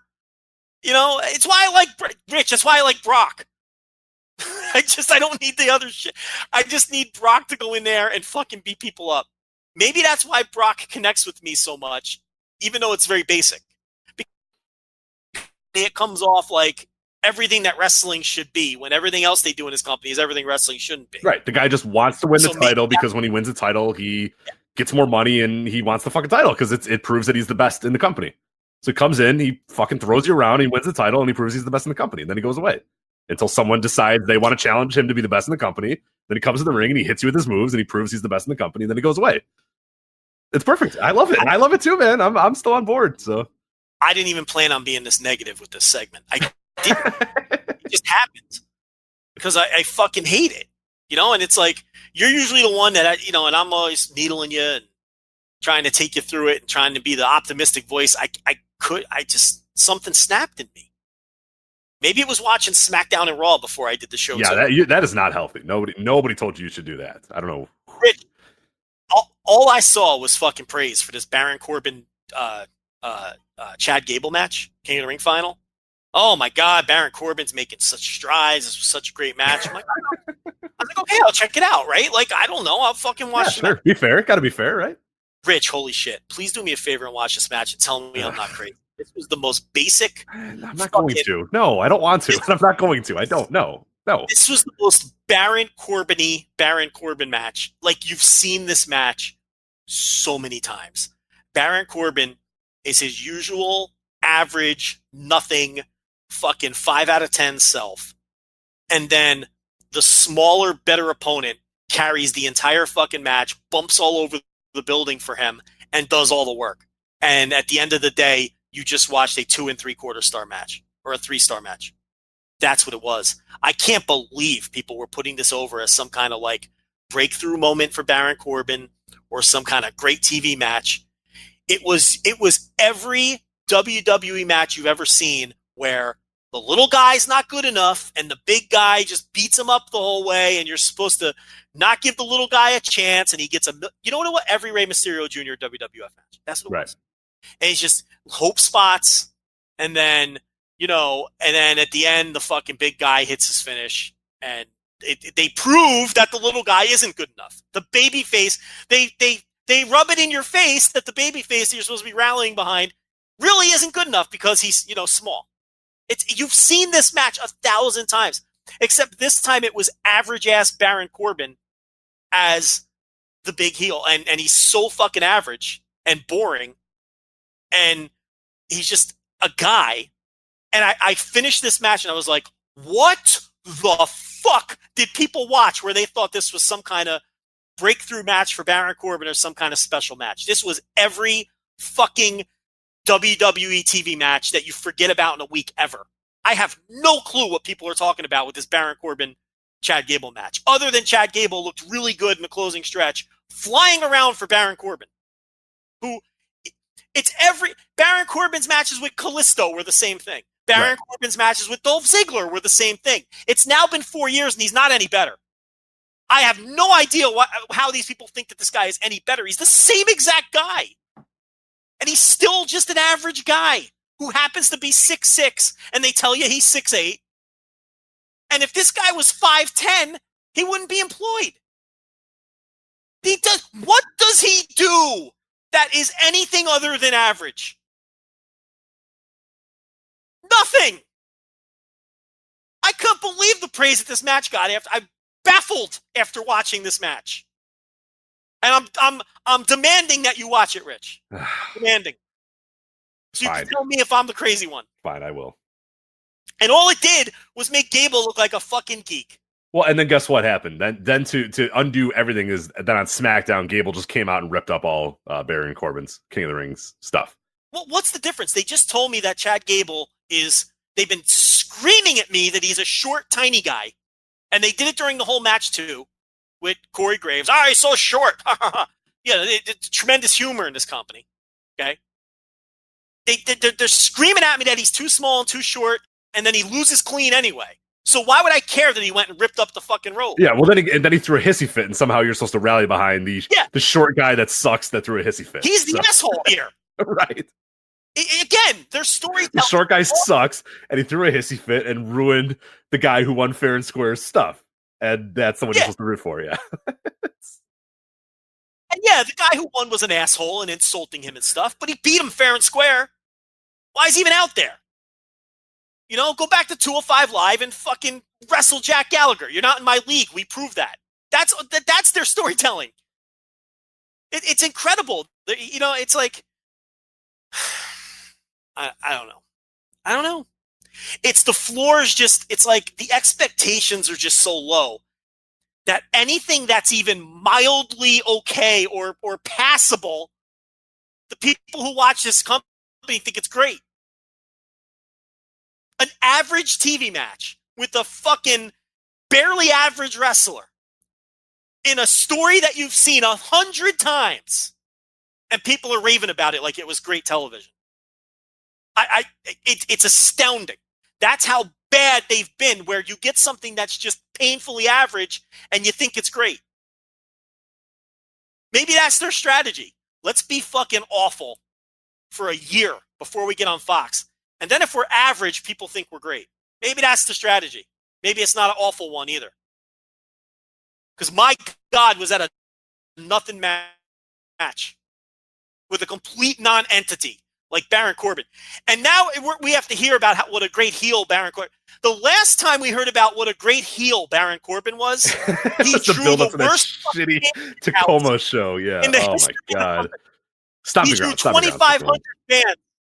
They put that great heel in a main event in a pay-per-view, and he drew like 3,000 fans, and they had to curtain off half the building. I don't want to hear about what a great heel he is.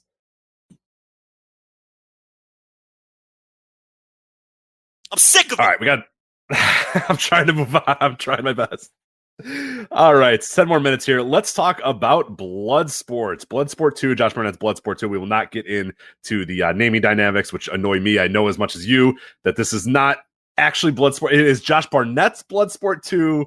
It's Bloodsport 4, Josh Barnett's Bloodsport 2, right? Well, it's the third Bloodsport. They had a Matt Riddle, right? Was it the fourth, though? I thought there was one before that, wasn't there? Nah, it was the Matt Riddle's Bloodsport. And then it was Josh Barnett's Bloodsport at WrestleMania weekend. And I think this is the third one. I don't think there's a fourth one. Let's see. No, you're correct. Okay, so there was. So it's Bloodsport 3, Josh Barnett's Bloodsport 2. Can we agree with that? Well, Game Changer doesn't. Because I don't understand why the Matt Riddle Bloodsport isn't part of the canon. Well, because it's Josh Barnett's second Bloodsport. Yeah, but it's the third Bloodsport. That's why I said it's Bloodsport 3, Josh Barnett's Bloodsport 2.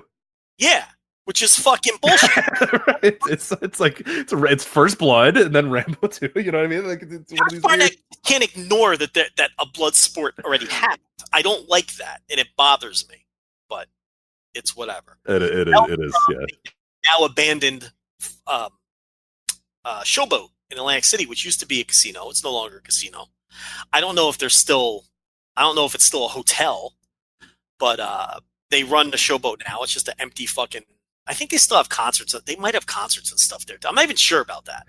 Oh man, now I'm now more excited. You speaking my words there. Abandoned casino. I'm excited. So. Yeah, Showboat's an abandoned casino. They had They had the best buffet in Atlantic City when they were, Atlantic City went through some hard times, Rich. I've heard. Yeah. All right, so we had a slight disconnect there, but you were telling me about a little bit about Atlantic City and the Showboat here. But let's talk about this because we're a little pressed for time here.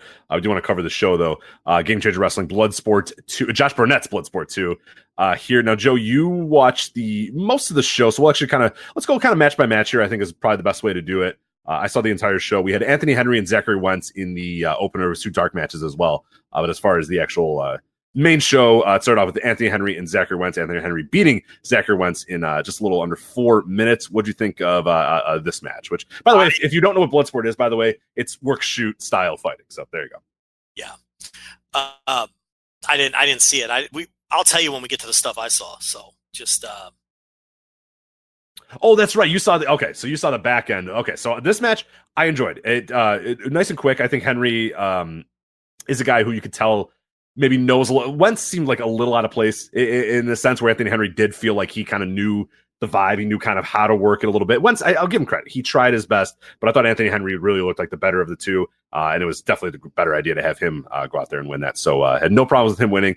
Decent match, but not one to really go out of your way and check out. There again, we're going to talk about kind of the theme of the show. There wasn't a ton of matches that I would say go out of your way to see, but the matches that were good were really, really, really good. So we'll talk about those in a sec. We had Eric Hammer and JR Kratos was the next match. Eric Hammer defeating JR Kratos. This is pretty good. Eric Hammer, I guess, is a guy who mostly does Japan stuff. I think he's an IGF guy. I have not seen him all that much. And JR Kratos is a guy who people that have watched the other Bloodsports probably know him and know what he's able to do as well. This was pretty good. It got a little grapply at points, and me, I like it a little bit more when guys are just kind of slapping and kicking each other, and more of the striking is what I like. This got a little grapply, but not too bad, and just enough to kind of keep my attention. So Eric Hammer got the win, which I was fine with. He seemed like the more kind of polished fighter, but JR Kratos is real fun in Bloodsports because he just goes out there and tries to just headbutt guys and punch dudes and slap them or whatnot. So pretty cool stuff there. Allison Kay defeats Nicole Savoy by referee's decision in a little over 10 minutes here.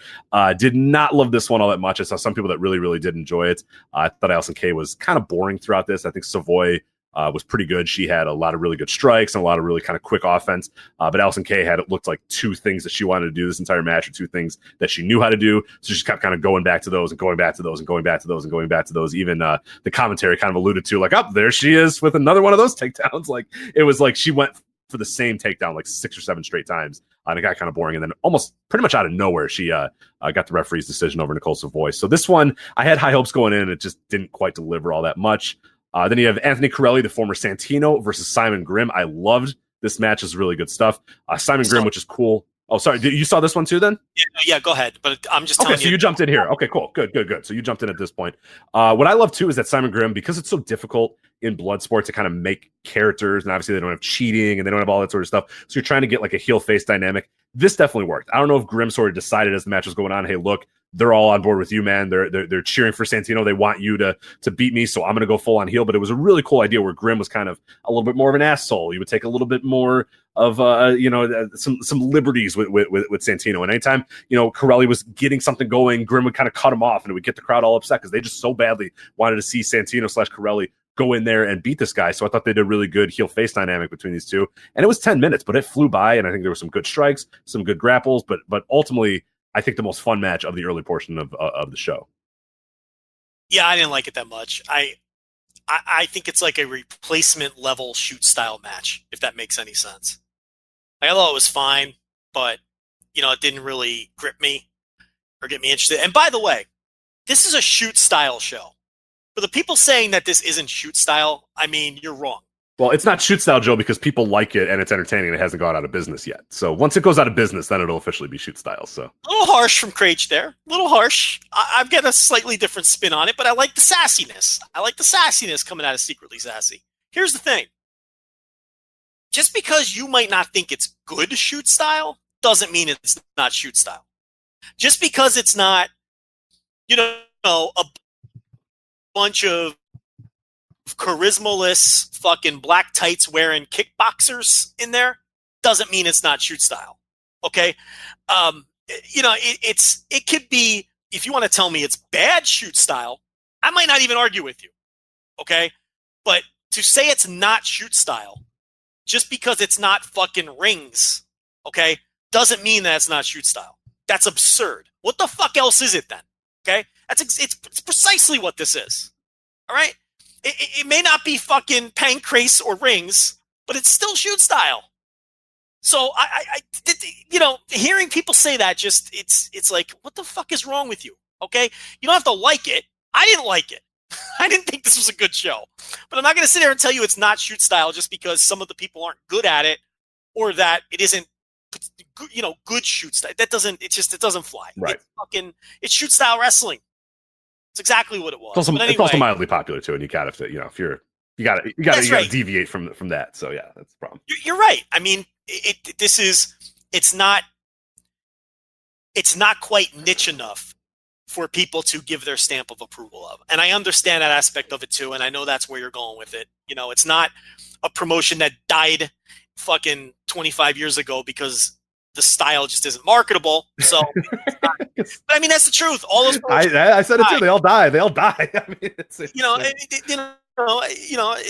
hard hits drawing 20 people. I mean, people, but and I like some of that stuff, but it is what it is. And you're right. I mean, this is a little too, now I hate to say mainstream because it is a niche, but mainstream in the bubble. Does that make sense? It's too much.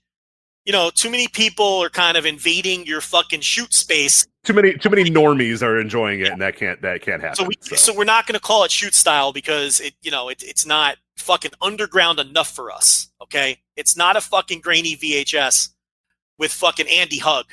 So we're not going to call it shoot. What a name! Wow, what a pull. I watched all that shit too. I mean, what do you want? But it's like Andy Hug. I mean, I'm not putting. I had nothing against Andy Hug. I mean, I was gonna say, wow. What do you want to put in there? Fucking, you want to go fucking Volkan and fucking Tamura? That's fine too. Hey, Tamura rules. I'm not gonna hear any Tamura slam. I love Tamura. He's the real fucking. I don't want to get into that, but no, we've done that before. Yeah, when I went back and watched all the Volkan matches and basically left going, yeah, Volkan's kind of boring, but Tamura fucking rules. That guy's awesome. Absolutely, yeah. I mean, but the point here is it's fucking shoot style. Anyway, this match here with Corelli and Simon Gotch or Grimm or whatever he was labeled as here. To me, this was like replacement level fucking shoots. It was fine, but I didn't do anything for me. Anyway, you may continue. All right, move on here. Speaking of not doing anything for me, Timothy Thatcher versus Minowa. I don't know anything about Minowa. I was hoping you could maybe clue me in. I don't, but I want to know him after I watch this match. So. This is Minowa, who is my favorite MMA fighter of all time. I love Manawa Man. He is the Super Hulk champion. What do you know about the Super Hulk? I know nothing about the Super Hulk. Yeah, you got to clue me in on Oh my God, Rich, you Google it while I tell you about it right now. He won the Super Hulk tournament, which included Jose Canseco. Do you remember this now? No? I'm in. Okay, hold on, I'm in. No, I don't, but I'm in now. This was a shoot tournament now. This was fucking Dream, I believe. They held the Super Hulk, but it's the Hulk, HLUK, because what happened was some little kid like made up a belt for fucking Manawa Man when he won. But the kid, it was like English was a second language. So he spelled Hulk HLUK. So that became a meme. He's the Super Hulk champion, not the Super Hulk champion. But anyway, it was called the Super Hulk tournament, and Manawa Man won that because he was the only thing even resembling a real fighter in the thing. Did you pull it up yet? I'm not able to find the entire lineup here, but I'll keep looking. Okay, yeah. So Jose Canseco was in it, and you know, you don't remember the whole thing with Jose Canseco and the I don't think I do. I wish I would have, because this sounds incredible, but no, I don't. About like 2009, 2010, somewhere in there. But anyway, Manawa Man is my favorite MMA fighter of all time. Okay, and remember, he's Tiger Mask fucking 5, or at least he was for like a week, and then they kind of dropped that. But there's one of these Japanese guys who, you know, a part-time worked pro wrestler, part-time shoot fighter. You know, he doesn't have a great record or anything. He just was a charismatic fighter who used the pro wrestling style, similar to Josh Barnett. I think he's probably like, I don't know, one of these dudes who's like 30-30 as a fighter or something. He might even have a losing record at this point. But yeah, incredibly charismatic MMA dude. But this match against Timothy Thatcher was fucking, this was the shits. Oh my God. You couldn't, because I'm like you. I prefer, if I'm going to watch a shoot style show like this, striking. I want to see guys trying to knock each other out. I want to see vicious fucking strikes. You start grappling, you're going to lose me. And this was typical Tim Thatcher, killing a crowd. Number one, nobody kills a crowd like Tim. No, he is incredible at doing it, because they wanted so badly. This is another crowd that so badly wanted everything in the show to be good. So when they announce the guys, there's Thatcher chants. They're going nuts for Manawa. They're like just going nuts. They're going crazy. The match starts. They don't make a peep. When it's over, they start cheering again because they know that they should be cheering in this spot, but they spent 10 minutes not cheering whatsoever, not making any noise because they were just bored out of their minds. So they tried, but yeah. Yeah. So this was just, you know, and you know, two guys just exchanging fucking holds in a very boring manner. And yeah, this fucking sucked. There's no other way to describe this other than it sucked. And it was disappointing because I love Manawa Man, you know, and it's like, how often do you get a chance to watch him wrestle these days, or even fight for that matter? And, you know, Tim Thatcher just, like he does in America, suck the juice out of everything. And, you know, I've seen him get over other places, but God, he's just a crowd murderer. This was awful. It was so bad. There was nothing entertaining about this whatsoever. I can't believe this only went 9 minutes, man. It felt like 27 minutes. I cannot believe it only went 9 minutes. But yeah, Thatcher beat Manawa pretty much, I want to say out of nowhere, because like I'm sure he built it up, but like I was so fucking bored that I felt out of nowhere to me. So I'm sure there was some fucking hole that he did in the 3 minutes that mattered in the 9, but who fucking cares? It was boring as hell. Let's get to the next match here, one that I really did enjoy here. Davey Boy Smith Jr. defeating Tom Lawler by referee's decision. This fucking rot, because these guys are just throwing bombs at each other. There's German suplexes, there's power bombs, there's fucking everything that you could ever want, everything that you and I want out of this sort of style here. We got here with Davey Boy Smith and Tom Lawler. I love this match. Yeah, this was awesome. This fucking ruled. I mean, what was cool about this too was that Davey Boy Smith found a way to do all of his like big pro wrestling spots. He incorporated every one of them into this shoot fight, and it all looks seamless and good. And I thought that was just a tremendous job out of him. And this, you know, it had the most heat. Well, maybe not. Maybe the next match did, but it had a ton of heat. And I thought these guys worked well together, and I enjoyed the fuck out of this. Out of the matches I saw, this was by far the best. And then the second match, I think, second favorite match, I should say, for the entire night, Killer Cross defeats Nick Gage by referee's decision in just over 3 minutes. That's exactly the length that needed to go. Nick Gage comes out, and he's a fucking god. Killer Cross comes out, and he looks like just a beast. He's just bigger than Nick Gage. He's just stronger than Nick Gage. And that's how it plays out. He just beats Nick Gage, and Nick Gage gets pissed off. He fucking throws a referee on the outside, tells everybody to fuck that shit, and then he gives Killer Cross a handshake on the way out, and that's it. It's just like what you talked about. It's just two dudes trying to figure out who's stronger. Killer Cross proves that he's stronger on this night. Nick Gage is pissed off that he proved that he was stronger, but basically said, all right, well, you beat me, but I still fucking hate you. Shakes his hand, gets out of the ring.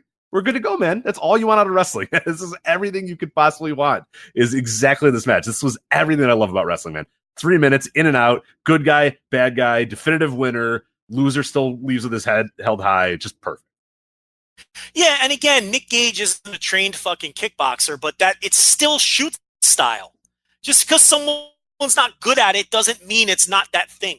Right, okay? right. This is what I'm talking about. Right, the bell rang and he went for a takedown, but, and Killer Cross just fucking laid him on the ground and said, no, dude, are you kidding? Look at me and look at you. Like, that's not going to work. And then he beat him. Like, that's it. He just kind of worked him over and fucking beat him. And that was it. And like, but again, that worked in the style. Nobody wants Nick Gage to go in there and start throwing fucking toe holds and Kimuras and all that. So nobody wants that. They want him to try like hell, maybe probably not win. And then who cares? Because it's Nick fucking Gage. And he tosses the referee out of the ring and everybody goes nuts. And it was perfect. Exactly what it needed to be. What these people mean to say is it's not shoot style presented in the way that they want. Correct. But it's still shoot style. Anyway. Yeah, I mean, this had incredible... I mean, the post-match, I thought that they didn't peak this properly. You know, it's worked. You can peak it properly. You know, it's not a real fight. But the post-match made up for that. Because the post-match was red hot. And it was like, okay, when I saw the total package, I was like, oh, okay, it's okay that the match ended prematurely because they peaked it in the post. Does that make sense? Right, so exactly. Yeah. Yeah, so as a total package, this worked for me. And I did enjoy it. And then for some reason, Killer Cross called out Batista. Right, which I don't know what the idea was there. That seems kind of odd, and I don't think that's going to happen. But there we go. So, well, look forward to Killer Cross versus Batista, which will never, ever happen. But I got some social media buzz out of it, so I guess that's one thing. But you do kind of look geeky if you challenge a guy and then he doesn't accept your challenge. Yeah, but wait a minute. You think that they do this without already having Batista in the bag? I think so. What do you think? You think Game Changer Wrestling's got? I mean, maybe. I don't know, but maybe Batista's sitting home and he sees this shit and he's like, I hope what? That'd be fucking awesome. I hope so. It'd be great. So, I mean, it's just weird that you would do a grandstand like that. I mean, maybe Batista's like, fuck it. This seems cool. I call my own shots now. Doesn't he seem wacky enough to do it, though? I guess. I just don't know if he's like, I don't know. I don't have a good read on Batista at this point in his life. Yeah. Maybe he knows Killer Cross. I don't know the answer to that. Yeah, God, who knows? But main event here, Josh Barnett defeats Chris Dickinson. This went 16 minutes. Wasn't in love with this match. Went a little too long for my liking. I enjoyed certain parts of it, but yeah, I thought they probably, and I get it. It's the main event, it's Barnett, and it's his thing or whatever, but I thought it just went a little too long for my liking. I thought Dickinson was pretty cool in it, though, because he was trying to go for more of the strikes, and Barnett obviously trying to tap him out and work him over. But yeah, to me, it just went a little too long, and I started to get a little bit bored. And when it was over, it was like, a good moment to raise Josh Barnett's hand. But yeah, ultimately, it didn't click with me all that much. Yeah. What is this now? The Barnett and Dickinson. Barnett and Dickinson. Yeah, it was fine. It didn't blow me away either. I liked the Davey Boy Smith Jr. Lawler match way better than this, and I liked the spectacle aspect of the Killer Cross Nick Gage match, because Nick Gage is a god to those fans too. That's the other thing. So it's like, they treat him like a god, and there's just so much heat, and it's just so exciting every time he does anything for Game Changer. This was technically better, of course. But here's the other problem I had with this. I cannot buy that Chris Dickinson could go toe-to-toe with Josh Barnett in a shoot-style setting. Right. There's a suspension of disbelief issue there. Right. Yeah, no, absolutely. Because Minoru Suzuki at WrestleMania weekend, I was there. And you could buy that Minoru fucking Suzuki could go toe-to-toe with Josh Barnett. I didn't buy that Dickinson, and I wasn't going to buy when Moxley was in there, too. Because it's like, no, Josh Barnett in a real setting would beat this guy in 5 minutes. And that's, or 5 seconds, I should say. And that's the issue that I have with some matches in Bloodsport, is I like when it's just like wrestler versus wrestler. It's like, all right, look, I don't know if Simon Grimm can beat JR Kratos, but I'm going to find out. Like, who knows what's going to happen? Like Killer Cross, I don't know. Maybe Nick Gage gets lucky and beats him because he's not, whatever. Like, yeah, some of these guys train or whatever, but like, it doesn't mean anything. But I had no earthly idea that like Chris Dickinson should be able to go 17 minutes with Josh Barnett a former, a big time like major league MMA fighter. Like there's no chance in hell that just like, Dickinson could go with him. So that's one of the issues that you have with some of those guys there, where it's like, okay, no, because that guy would just, no. It's like, it's hard to suspend that disbelief, like you said.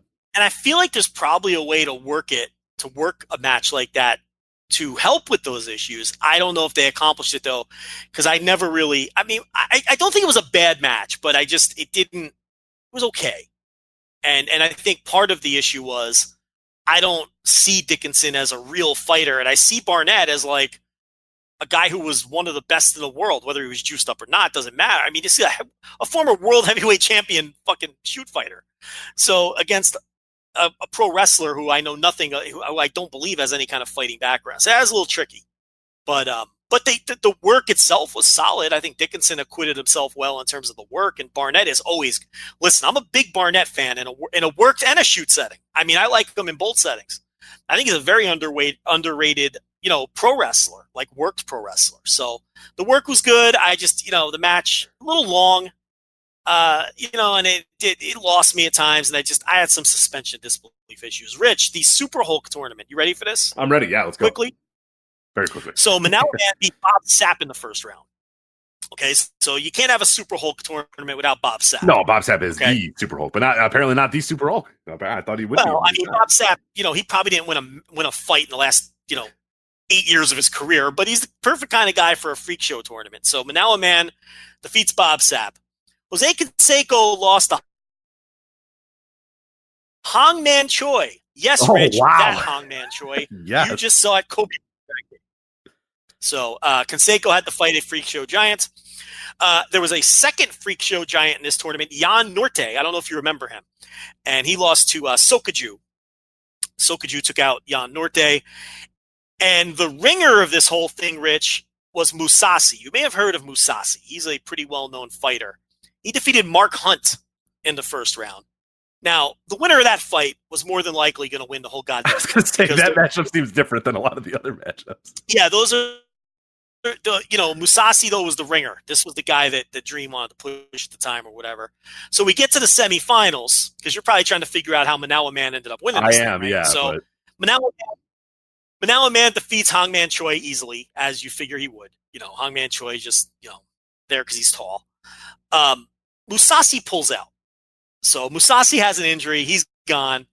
So Sokaju's new opponent is the re-entered Bob Sapp, because why not? Because it's Bob Sapp, and you're going to put him back in there. So, of course, Sokaju kicks his ass. And then Manawa Man, and what I believe was an upset at the time, knocked out Sokaju in the finals and became the Super Hulk champion. As well he should have, as he is like a real-life muscle. Like, remember Muscle? Remember those things? I do. Yeah. That's like what he is. He's like the real-life version of a fucking muscle man. So he was your Super Hulk champion, and he got the belt that said HLUK on it from the little kid. Very cute stuff from the kid with the belt, and that is how Manawa Man is forever the Super Hulk open-weight Grand Prix champion. So there you go. You probably would have loved that tournament if you were paying attention at the time, and got, because listen, who doesn't like a little freak show MMA? We don't get enough. I do. That sounds incredible. Yeah, it sounds awesome. So yeah, I'll have to check that out. Yeah, Jose Canseco versus Choi sounds like right up my fucking alley. But that's that. Anyway, we are out of time here on the Voice of Wrestling flagship. Of course, go to voicesofwrestling.com for all the previews, reviews, and columns that we have. The Voice of Wrestling podcast network as well. You can listen to this show as well as many, many others that we have on our network, covering a range of topics all across the world of wrestling. So make sure you do that. Also follow us on Twitter at Voices Wrestling, and also patreon.com/Voices Wrestling for our premium content. Joe's got the NFL Intelligentsia to help you out with those mybookie.ag bets that you're going to make. I have the Fall Brawl recall that I'm starting here pretty soon, where I'm going to look at some old Fall Brawl main events. We also have Wrestling Observer Hall of Fame coverage coming up in the next few weeks and months as well. So plenty of stuff for you there at patreon.com/Voices Wrestling. So make sure you subscribe to that. And yeah, that's going to be it for us. So that's Joe Lanza, and I'm Rich Craich. And we'll see you next time on the Voice of Wrestling flagship podcast. Take care.